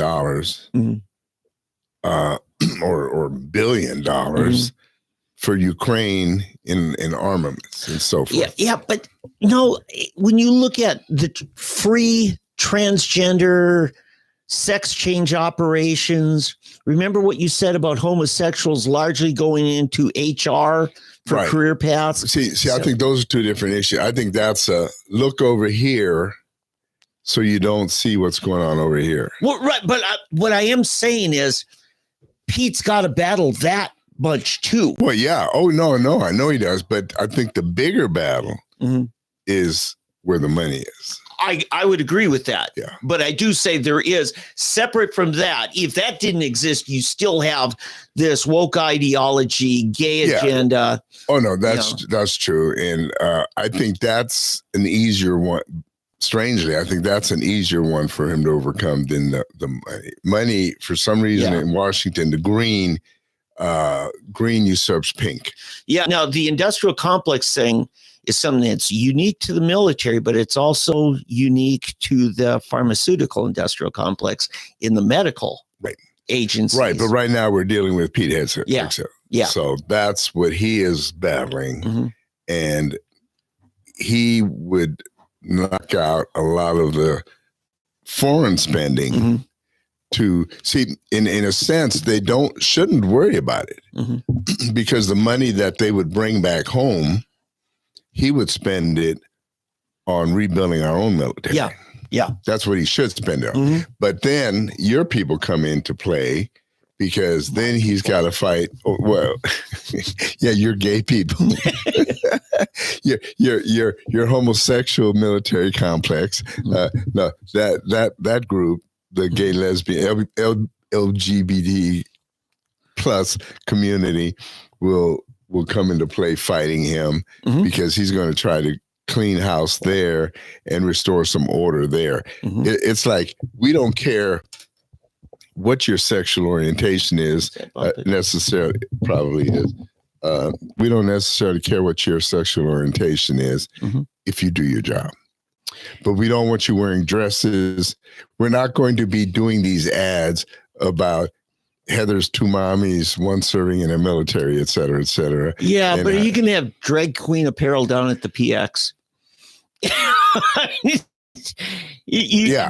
There is a cultural change happening. No, I understand. But what I'm saying is that can be dealt with in different ways. Yeah. That is by making it less inviting for that community to want to join the military. Yeah, but Pete did go on record right away saying we got to remove all the transgenders from the military. Well, if that's the case, then he's got a real fight on his hands. Yeah.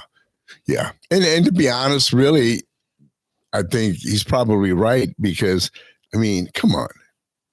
Why would you need to be a tranny in the military? I mean, why do you need to, if you're a man, if you're still essentially a man, if you're Bradley Manning, it gets you a pardon. Dressed as a woman. No, I understand, but he got out of the military. So why would you need to be dressed as a woman to show up for? There's a military dress code, okay, and a penis is not one of the things that is in a woman's military dress code. Yeah. Okay. So anyway, I just but I would let him deal with that. Okay. But I think, it would be a travesty if Pete didn't get confirmed. And I would blame it. So look, I have no expectations of the Democrats. I'm already on board out to defeat them. Right. But do we need to further clean house within the GOP? Well, we'll find out. Yeah. We'll find out. We'll see. Right. We'll see. Yeah. Oh, there's that. Bobby Kennedy. That's one I haven't heard them go. Just kind of the flavor of the week. Right. I guess so much attention on him, which shows where their real fear is. They don't seem to fear Bobby as much, which is strange because the pharmaceutical industry has such a stranglehold. But see, the left is kind of, they would be hypocritical because, the pharmaceutical industry is always under criticism and the money and everything. So they would be kind of hypocritical if they would be trying to fight against a guy who's trying to go against that industry. Yeah, but I think they can throw money around like nobody's business. Oh yeah. So they already own the media and they've driven the media in the ground, the legacy media, because you go, even Fox News, their biggest advertisers is the pharmaceuticals. And I got to say this, Newsmax, one of their biggest ones. I don't know how many Ozempic commercials I see every morning. Yeah. I know the entire dialogue. Yeah. And anyway, so money corrupts, Tulsi Gabbard, I don't think she's going to have a problem. I don't know. It's just, who's some others? The interesting thing we found out yesterday, Elon and Vivek are going to be making a splash, and it's going to be very compelling. Those are not dummies. No, exactly. Dummies with money. Yeah. And they aren't beholden to passing the hat. No, not at all. They're on a mission from God. Well, yeah. And see, not only that, but it's going to be kind of, what would you call it? Productive for the members of Congress to stand against them, because money would probably be withheld from them to fight them. You know what I'm saying? Yeah. I mean, these guys have money to give them. So, they're in a different position from a lot of the other people. So, beginning of the week, Roger Stone reported that on Pete Hegseth that both Mark Wayne Mullen and James Lankford were neutral. And Roger said, you know what? I took to the media waves and whatever voice I had and others. And within 24 hours, Mark Wayne Mullen was fully on board supporting Pete Hegseth. So politics, your phone calls, that all works. Yeah. Oh, yeah. And then who's another one? Pam Bondi. Yeah. Pam Bondi for the Attorney General. She's going to be tough for them to defeat. Yeah. Very tough. Yeah. Because I think because I even watched, the leftist cable news network say she's no dummy. She's no slouch. No. And I wonder why he didn't pick her in the first place. Yeah. You know what? I wonder in a way if they didn't do this on purpose. Yeah. Put Matt there to let them attack him so that they could, you don't want him? Okay, we'll put Pam there. Yeah. That all of a sudden now, well, wait a minute, you attacked him. Now we got a female that you really don't have anything on. In other words, to make it easier to get her. I don't know. Sometimes I wonder if this isn't chess. It's like. Yeah, but one of the things I'm really impressed on a personal level with Donald Trump in a way that I would not have said 6 years ago. When he went on Joe Rogan, the biggest segment of time was talking about the appointment process. And Trump basically admitted being a miserable failure. And that's so unlike the Trump we've always known. The ORU Stadium, Donald Trump, but he admitted that. I think I'm seeing a character development in Trump, even to the extent I hadn't seen it 4 years ago. When he shows up at a rally wearing a garbage collector's vest. In McDonald's. Well, there was that not so much the McDonald's things, because he always owned up to being a fast food junkie. But he says, okay, where's my suit? I'm going to get out of this garb. And I'm kind of slimming on you. Oh, well, he's already saying, I'm aware that I've got extra pounds. Mm-hmm. Trump in 2016, you wouldn't even had that he would have deflected so quick and talked about the size of your hands, and it just, I am impressed that Trump is more comfortable and relaxed of acknowledging that he has shortcomings. Right. So I just want to say, but at the same time, I've never seen a global community of leaders in such anticipation of the change that's coming. Yeah.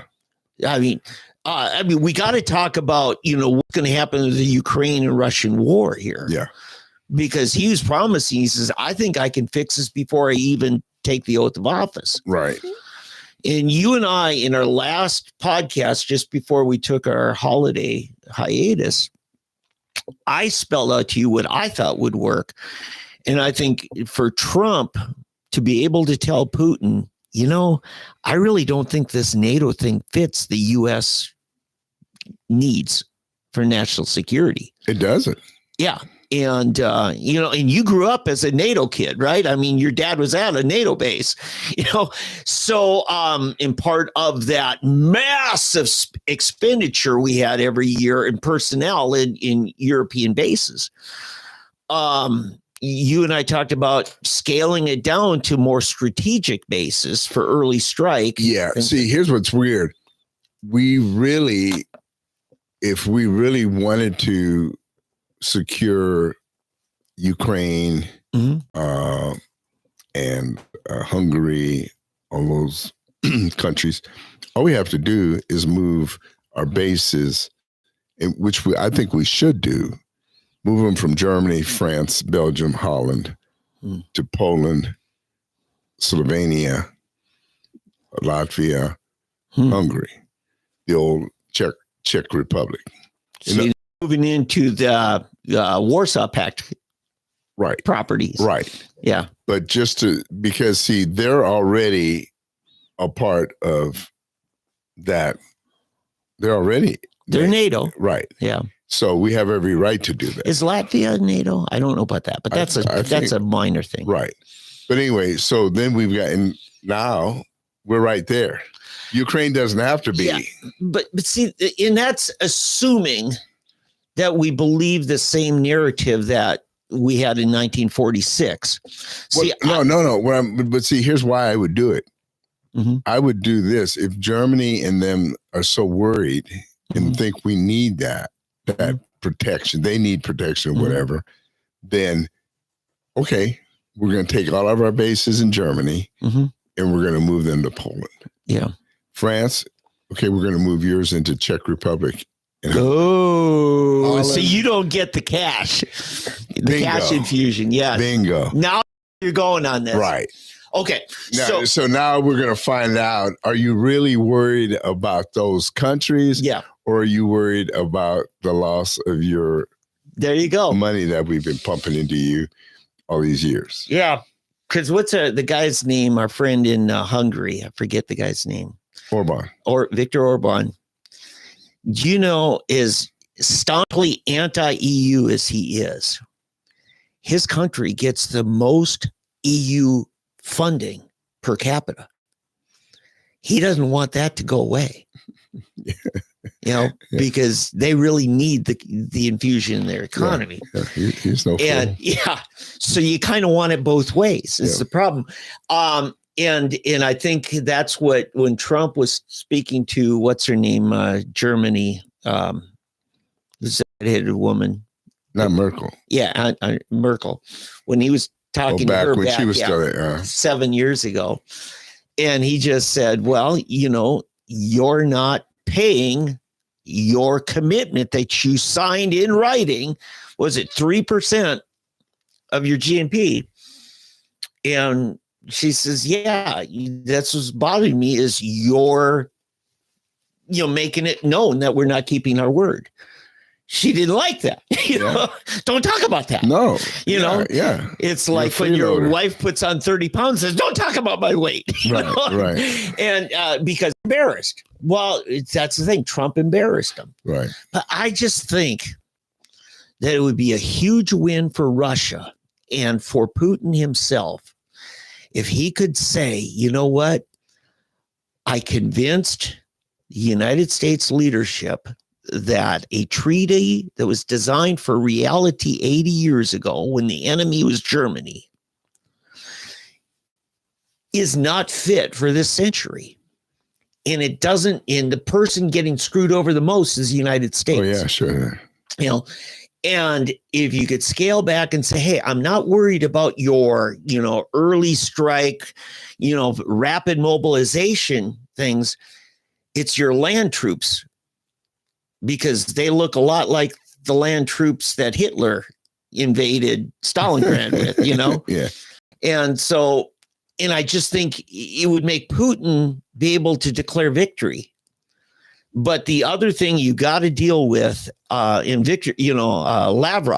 talked to Tucker about it this week, is the right of self-determination of those eastern provinces in in Ukraine along the Black Sea.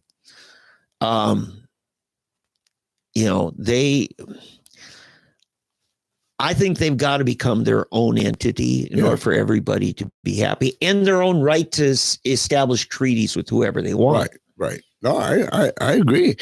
I agree. If we really, believe what we say we believe, we need to go ahead and let them do it. Yeah. Become independent.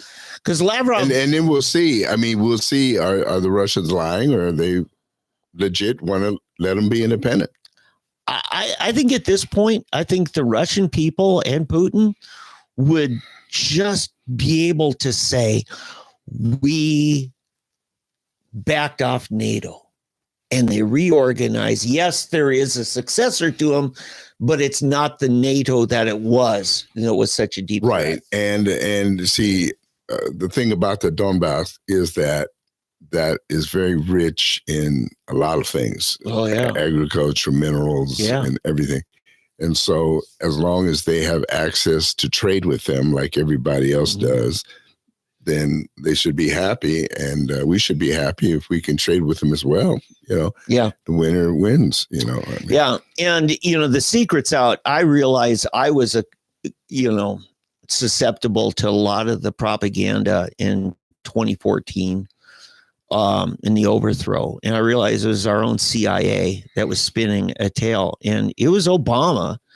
Obama overthrew more nations than probably anybody that we've seen in modern history. Wow. I mean, the Arab Spring was all a construct of Obama. All of it. And you know what? How's Libya working out? Yeah, all of that. And seeing Hillary Clinton was right on in step with him on it. And, she is a bloodthirsty warmonger. Oh, yeah. Jezebel. And Victoria Nuland. I mean, just some of the most nasty women. Yeah, they need to get rid of her. She needs to go day one. And I'm sure she knows she's gone. But I want to tell, to me, it's Trump gets back in power. I think there's a lot of secrets need to be revealed. And I think the commitment he made to Bobby Kennedy was that your uncle's death and your dad's death. Wow. We're gonna, Well, that'll be interesting. Yeah. One other thing. The other thing, Kash Patel.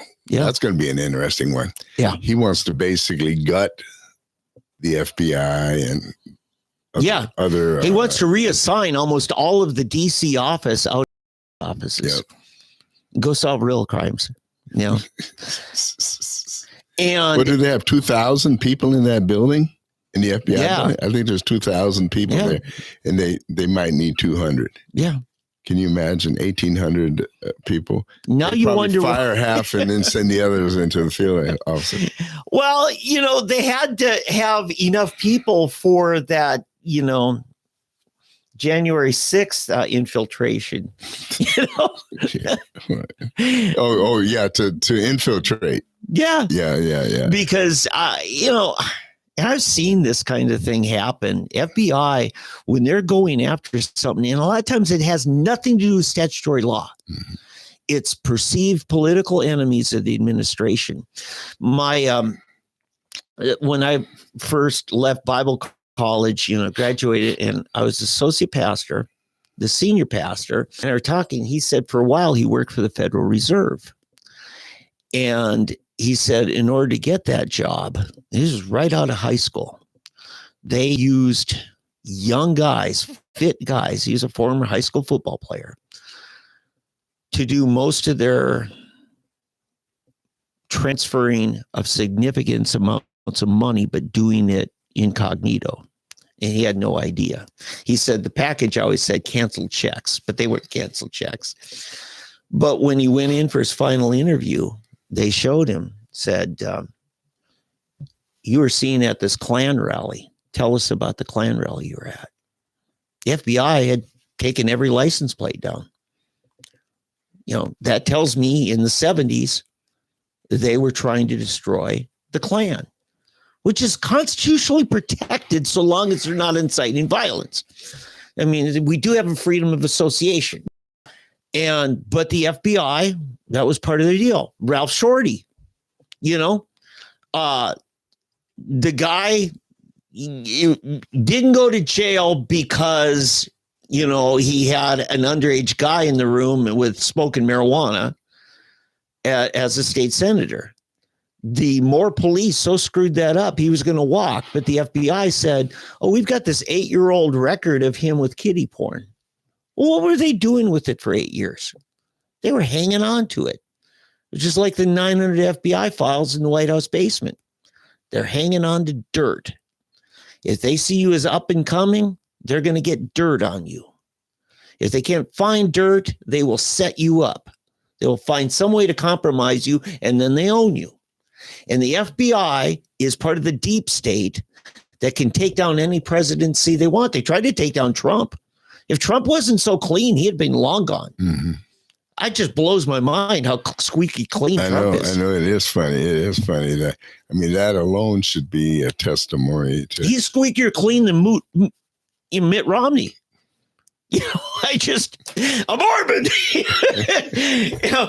The guy's a teetotaler. Yeah. Yeah. And so anyway, it's an interesting thing. I don't know what's going to happen, but the next month and a half is going to be really delicious. Yeah. Hey, have you checked scores? Let's look real quickly at. Can you tell us? Let's talk about last night.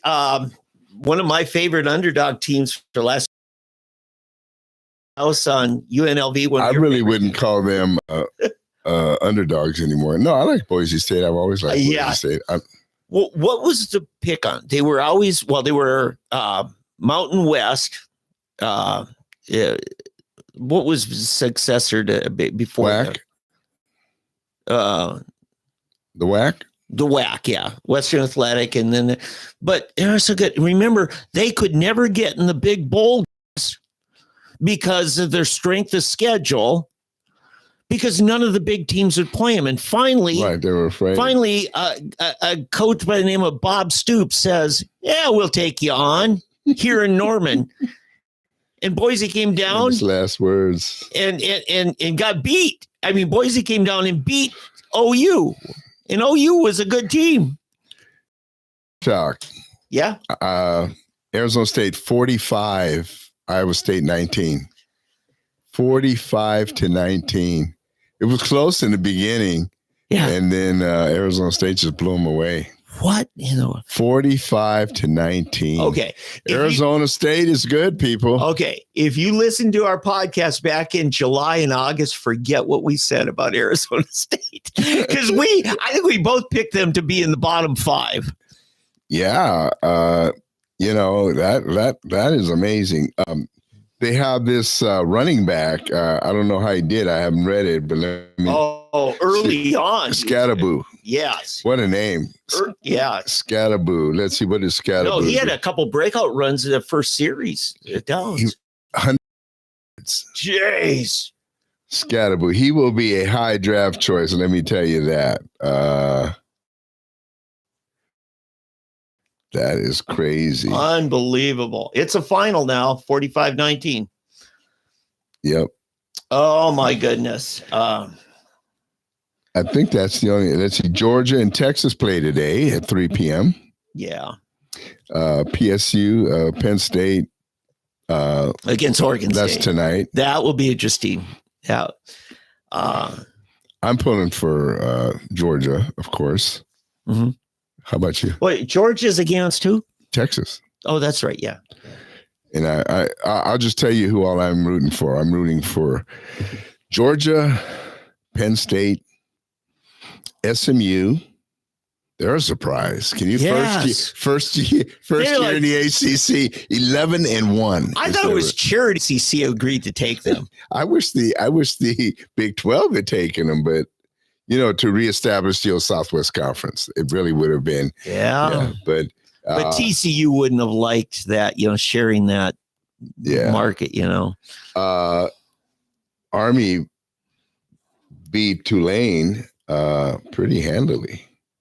Yeah. 35-14. Army's for real. That's what I was just saying. Army is for real. Yeah. Go Army. Yeah. My dad would be proud. Yeah. He was still a career Army guy. Yeah. It's funny how even the all of the enlisted guys I mean, everybody, when you were in the Army, you loved the Army. Yeah. And Navy's the same, you know. Yeah, it's a good morale booster. I tell you what, doing, high level college sports was a good move for the academies. Yeah, it was. And but it's interesting. Years ago, way back in the 30s and 40s, it was Army. Well, during the war, Navy, yeah. The what's her name? Notre Dame. I know. Those were the schools. Yeah, I mean, it's almost like cheating during the war. Well, wait a minute. Because they can draft whoever they want. No, not the academies. You don't get drafted into the academy. I know, but your competition gets depleted. Oh, no. Because you had deferments. The deferments were there. Really? You're a top-notch college level football player and you get a deferment for what? You're not to go to college. You're not. They had deferment during World War II? I think so. I was not aware of that. I think that college deferment. Look it up. Master of. Yeah. You notice I like to let him look and then I beat him to it anyway. Okay. Did you? Master of deferments.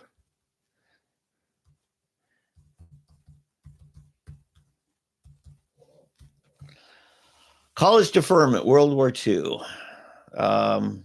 They were available. Thank you. For men who are able to maintain them until their 26th birthday. Hello. Wow. Of course. Now it's of course. I don't know how it affected scholarships, but college was a much, much less attended institution 80 years ago. Unless you were a football player. Right. That's the thing. That would have been scholarships, but the amount of people who could afford it coming out of the Depression. Right. Oh, yeah. No, I agree. Yeah, sure. In fact, going into the military and then getting the GI Bill was a big thing. I think that happened but that was probably after the war when they instituted that. So, which allows me to do something, I want to ask you to do a little research on Harry Truman. I think Harry Truman, I may have mentioned this before, to me is one of the most underappreciated presidents we have. Harry Truman was truly, truly a great individual. Mm-hmm. In fact, I started liking Harry Truman probably about 20 years ago. I just started appreciating. And here's what's funny. I go out to the Reagan Ranch. I went out to the Reagan Ranch where my daughter lives about 10 minutes away from me. Yeah. And so I decided to go to visit the Reagan Ranch and museum. And they have these poles and they have these big banners with the photo and names of these presidents. Yeah. And they've got this whole line of Republican presidents. But the first one they have is Harry Truman. He's the only Democrat up there. They've got Harry Truman, and then after him, they have Dwight Eisenhower, which is interesting. Well, Harry was never part of that Democrat machine. He was accepted or nominated by Roosevelt to be his running mate, but that's all he intended to be. And then Roosevelt dies. Right. So he's got to finish the war and go through the baptism of fire, not having expected that he's going to be, president. Yeah. And he didn't even know about the bomb, remember, when he became president. Then also called him in and said, oh, by the way, Mr. President, we need to tell you something. Can you imagine? We have a bomb that can destroy cities. Yeah. But I mean, it was the election of 44, which meant it wasn't until the winter 45, January 45, that he gets sworn in, not as vice president, but straight up to president. And then he's got to face re-election, and the machine went after him, and even the media acted like, remember the famous Dewey defeats Truman? It didn't happen. Right. I don't think he was as corrupted by DC as a lot of them. I mean, right. He's from Kansas City. And if I remember right, he was, for a while, he was just a retail clerk, as an adult. He's just a very simple upbringing. But it just shows that Reagan respected him. Oh yeah. And to the point where he has him up there as, and I'm trying to think, now that I think about it, I'm trying to think, did he have JFK? Maybe I was wrong. Maybe I have pictures. I took pictures of the different flags, and I'm wondering if he didn't have JFK up there too. Yeah. But those are two Democrats that I still today respect. A lot of Republicans don't care for them either. Yeah. But and I think I may have told you that I actually got to meet JFK in person. Did I ever tell you? Oh that? no, I did not know that. I thought I told you that. Yeah, I was 11 years old. Mm-hmm. Actually, I was 10. Yeah, I wasn't 11 yet. Yeah, I was 10. He came to Holloman Air Force Base.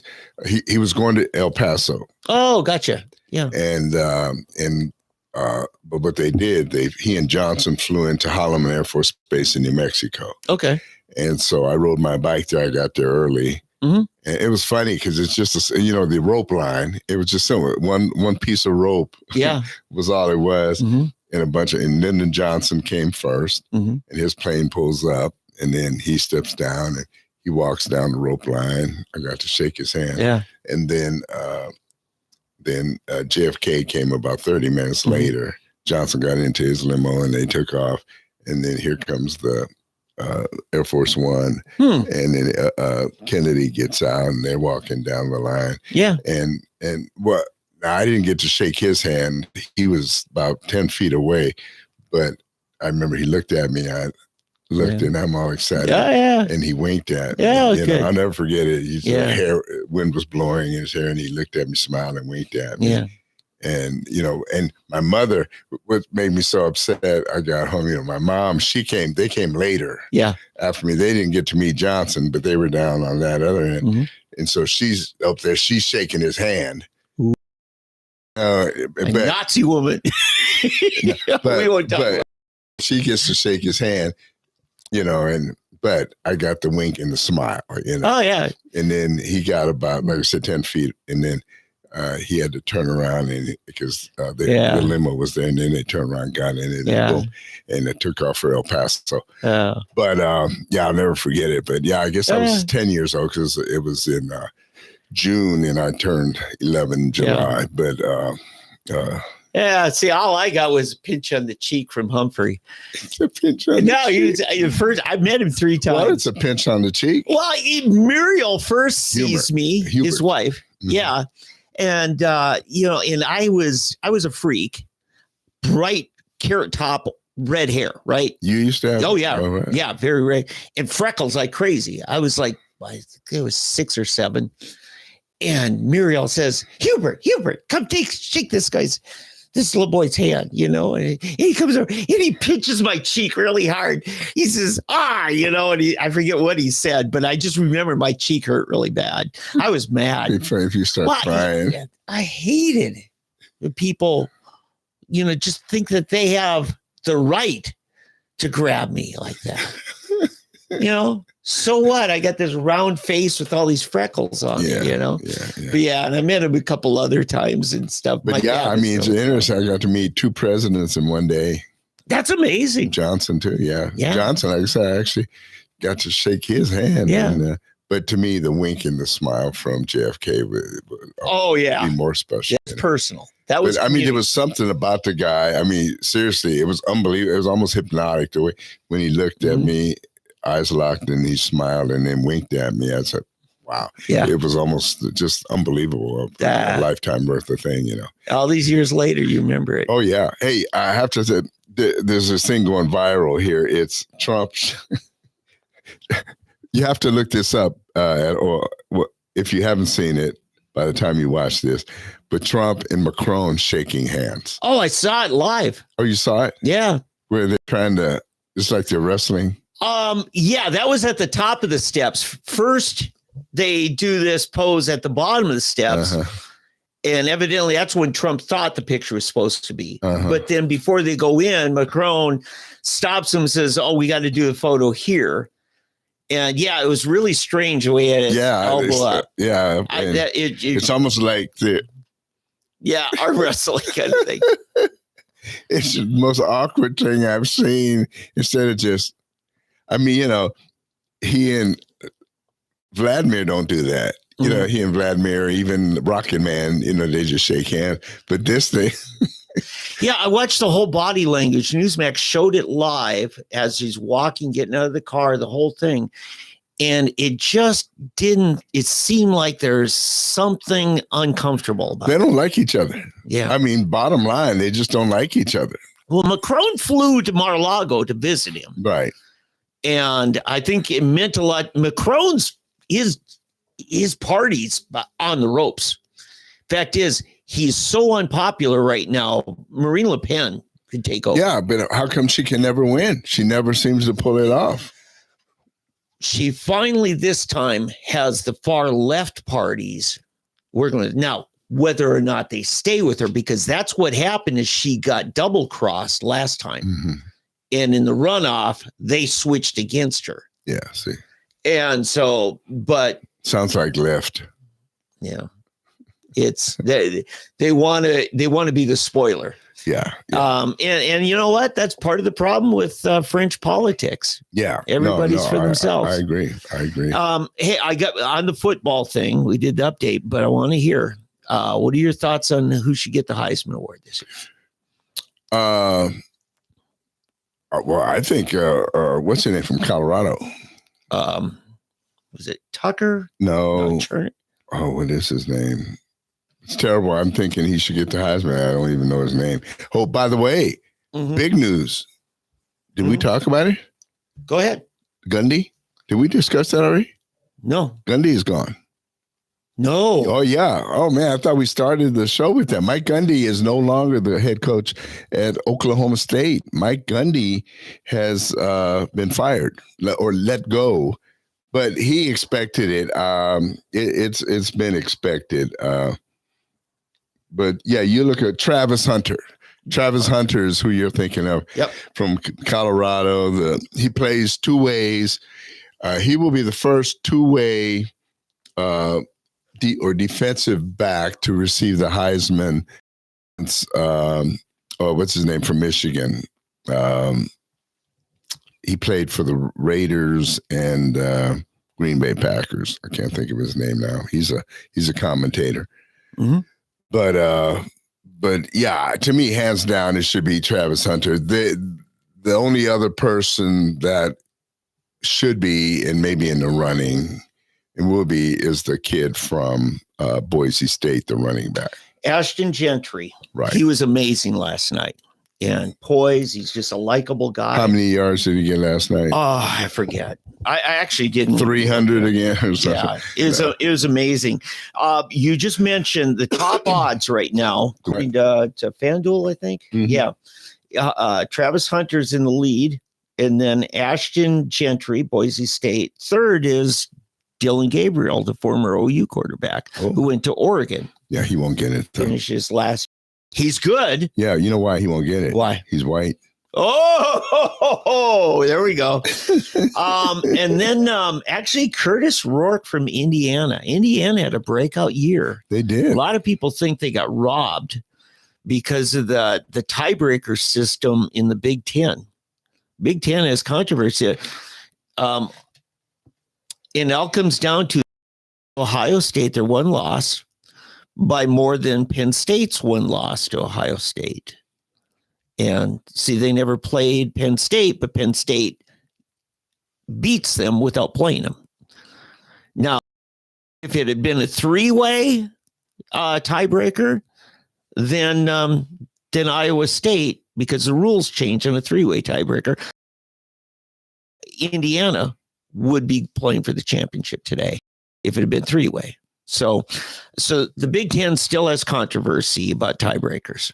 Yeah. But Indiana should still be in the playoff anyway, so they'll get a chance to be redeemed. I hope so. Are they in the top 10? I'm trying to remember. I'm pretty sure if you'll look that up. Well, I'm still talking about this. Alabama's Jalen Monroe, their quarterback.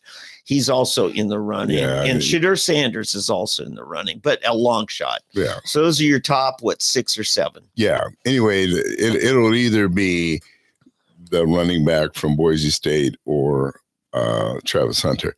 While you're looking that other thing up, I guess I misspoke. When I woke up this morning and looked, Mike Gundy was gone. That was in the Tulsa World. Okay. Wow. But now the sources say Mike Gundy and OSU have agreed to restructure his contract. He's taking a pay cut. Yeah. This will be the second pay cut in 5 years. Yeah. The two sides discussed Friday and Saturday about a new deal after the Oklahoma A&M regents, who oversee Oklahoma State, held a special meeting Friday morning to discuss his employment and other football staff employment matters. The meeting did not end with any resolution Friday, but the board chairman, Jimmy Harrell, told local reporters, "We have a plan." So as part of the restructuring deal, his $7.75 million annual salary will be reduced to be redistributed as part of revenue sharing with players, and his buyout will be reduced. Sources told ESPN Gundy would have been owed $25 million had he been fired without cause. So he can stay on. It's kind of a win-win for both. They're setting him up for letting him go. It'll cost him less to let him go. Right. Which is kind of a probation. Right. Right. No, and actually, I think last year they did reinstate his salary. Remember Chuba Hubbard thing when Chuba got all bent out of shape about his OANN t-shirt and he groveled? Remember us talking to Owen Schroyer with InfoWars, and Owen said, "I liked Gundy. He was a man's man." He says, that just proves if they can cuck Gundy, they can cuck anyone, because he's groveling for his job. You never grovel to the left because they will just come after you. Right. And so he took pay cuts. And that was like 4 years ago. Right. And then, all of a sudden he's got success, beats OU this last time. And I think they did extend his contract is the way they do it. And that's the problem. I mean, with Jimbo Fisher, his short stint at A&M, how much that's going to cost him? A&M fires him, and they owe him like 25, 30 million. Yeah. Because you got to pay him the full contract. Right. It's unlike an athlete's contract in the NFL. They can promise you everything, but if they waive you, you lose it all. Yeah, I know. Isn't that weird? Yeah. I would. Back at the rankings, you're right. Indiana is number 9, according to the AP. And let's see. Number 9 in the coaches poll as well. So, will they make it? Yeah. Question is. They stuck Alabama back up in there in number 12. 11 on the AP, on the coaches poll. And actually now 11 on both of them for Alabama. Yeah, they had to stick them back up. Yeah, Arizona State's only ranked number 12. See, that sucks. They should have them above Alabama. Yeah. Because Alabama has, 3 losses? No. Yes, 3 losses. Yeah, see? I mean, come on. But they're Alabama. Don't make me start throwing things around the studio paid a lot of money for those deals. Yeah, man. See, that just causes people to hate Alabama even more. I mean, that's ridiculous. The 3-loss team. How many 3-loss teams are in the top 12? Let's see. They are Ole Miss at 13 is a 3-loss. No, in the top 12. Oh, yeah, that's the only one. Yeah, exactly. But then, you get a couple more. There's 3, 4 more. Well, there's a few of them. Colorado has 3 losses. Listen. Where's Colorado? What number? 23. They're 23? Yeah. And that's number 20 in the coaches poll. That's ridiculous. Yeah. That's ridiculous. They have 3 losses. And where's BYU? They are 17 and 18. And how many losses? 2 losses. Yeah. Are there any 1-loss teams outside of the Army? Is number 24 with 1 loss. loss. My goodness. 1 loss and they're 24. Yeah. Oh my goodness. But we look what who they play. Well, who did they play? Well, I mean, they're in the American Athletic Conference, Right. which is not known for depth. I don't care. They have one loss. Alabama has 3. No. I don't like that look. Lou Holtz made the best argument against Boise State. And he said, look, I don't care if you can beat a bunch of people in a minor conference. He says, when you can get up every Saturday and play one of the toughest divisions every week and then still have a record like that, that's just something different. I mean, whose schedule would you rather have in order to win? Alabama's or Boise State's? Boise's going to be a lot easier. Yes. I don't know about a lot easier. Yes, it's going to be easier, but there are teams in that conference that are going to be on par. Yeah. Okay. Well, they beat number 20 UNLV, but you don't like that school, so. Well, no, but still, see, but at least Boise's in the top 10. They are 10. Okay. Number 10. So they're in. But that's because they had to, because they're one of the conferences now in the BCS. Well, they're that at large. They're that at large bid. Well, now that we don't have the pack. Right. Yeah. Yeah, they put that. I think they put that, or is it the AAC? What is it? The AAC? No, I think Mountain West has got. They got that 4th. I think that's the more credible than the AAC. Okay. Yeah. By the way, people wonder what happened to the pack. Nobody talking about. It's all about the money. Right now, it's just 2 teams, Oregon State and Washington State. And if they keep it intact, even though it's only 2 teams, after I think it's another year or 2 years, they get to keep all the money that's in the reserves for it. And they don't have to share it with the other schools that left. Right. So they're going to get a bigger payout than some media deal being in the SEC. So in a couple of years, they'll come knocking at the door looking for somebody that'll accept them. Right. But you can't blame them for it. It's a dollars and cents. No, they're smart. I mean, I'm more power to them. I like both of those teams, Cal and Oregon State, and Washington State. Yeah, Cal did go to the ACC.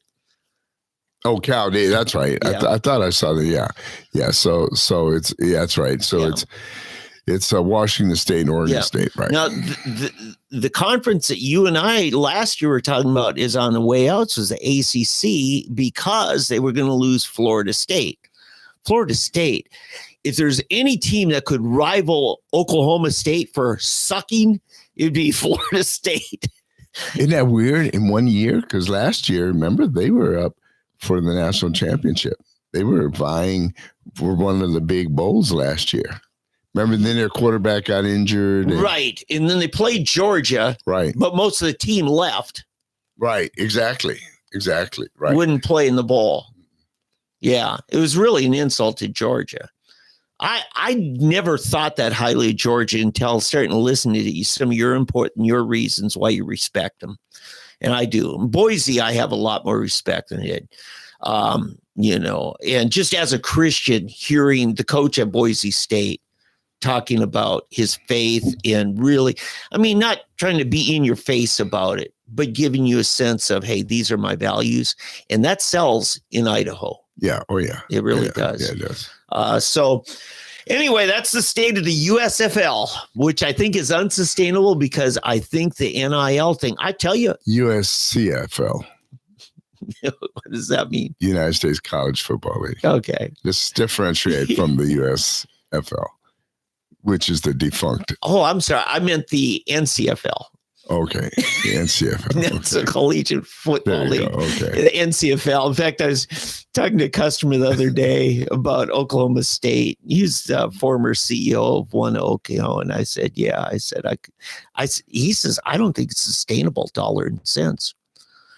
And you just look at example, the great quarterback that Utah's had, and they played him injured. I know.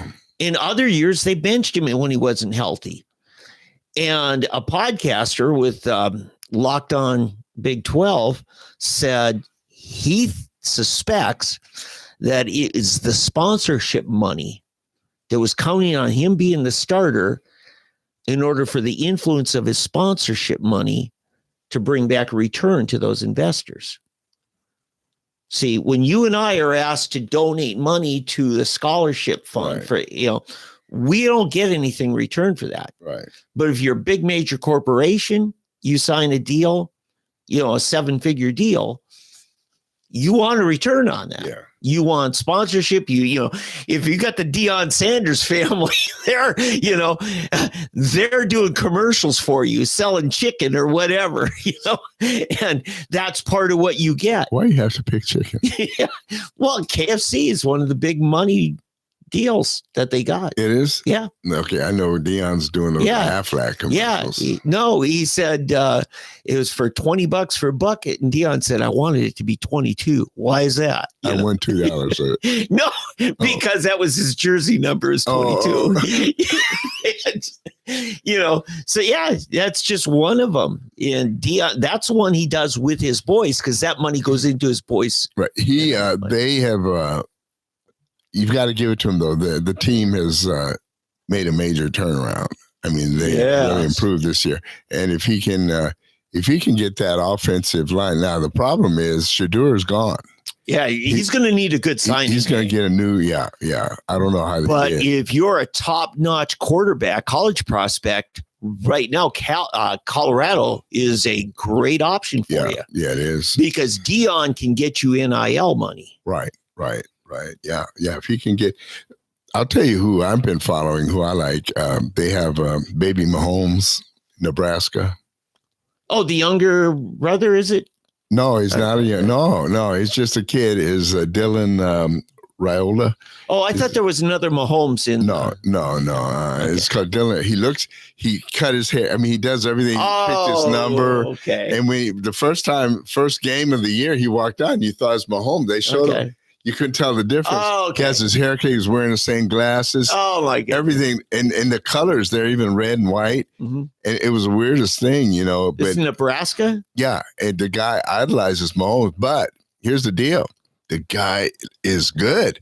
And he's patterned his play. I mean, he walks like him. He acts. And he throws like him. Yeah. He was doing these sidearm throws, and he's actually good. Yeah. He's really a good quarterback, and he's just a freshman, a true freshman this year.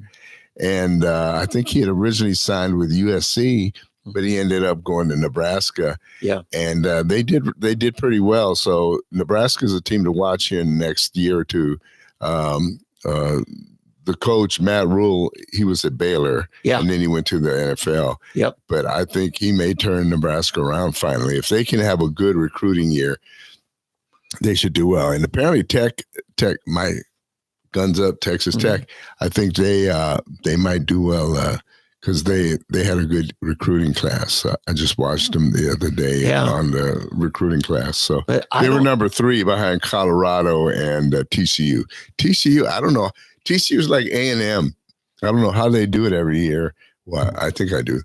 TCU, I have to say, they have the prettiest girls. I don't know how they do it. Who is that? TCU. Oh, yeah. Yeah, TCU, for some reason, their cheerleaders are the most beautiful cheerleaders of any school I've seen. Oh, yeah. And I don't know how or why they go to TCU, but they go there. Yeah. And so that's probably how they get the good recruiting class.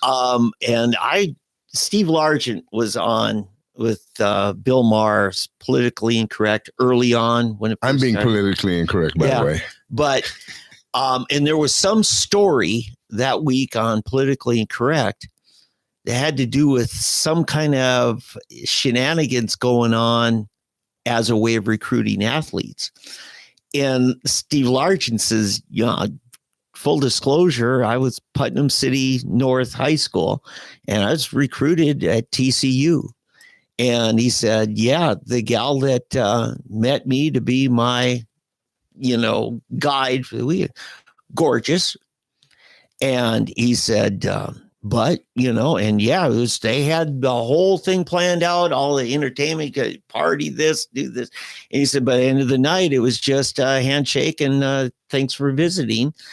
And he said, no, there was nothing untoward, but yeah, she was very pretty. Just coincidentally, he said on the other side, the team name is the Horned Frogs. This is large and punchline. We used to call them the Horny Toads. Yeah. That's what they're known. That's what they were known as in Texas. The Horny Toads. Yeah, but they do that, Oh, yeah. Because, hey, 18-year-old boys. Listen, OU is probably among the worst. Yeah. In Texas. Yeah. Well, you. Or were, let me put it, I don't know about now, but Bob Stoops. I mean, not Bob Stoops, Barry Switzer in the Switzer era. Oh, man, that guy, he would do I remember Switzer's last year. I think he was just burnt out and he finally resigned. And I just see a lot of the similar mindset right now with what I'm seeing from Mike Gundy. I really feel like he's burnt out. It sucks when you can't get a win. You go 10 weeks in a row losing 10 games. I mean, what, 3-10 or was it something like that? I mean, it's awful.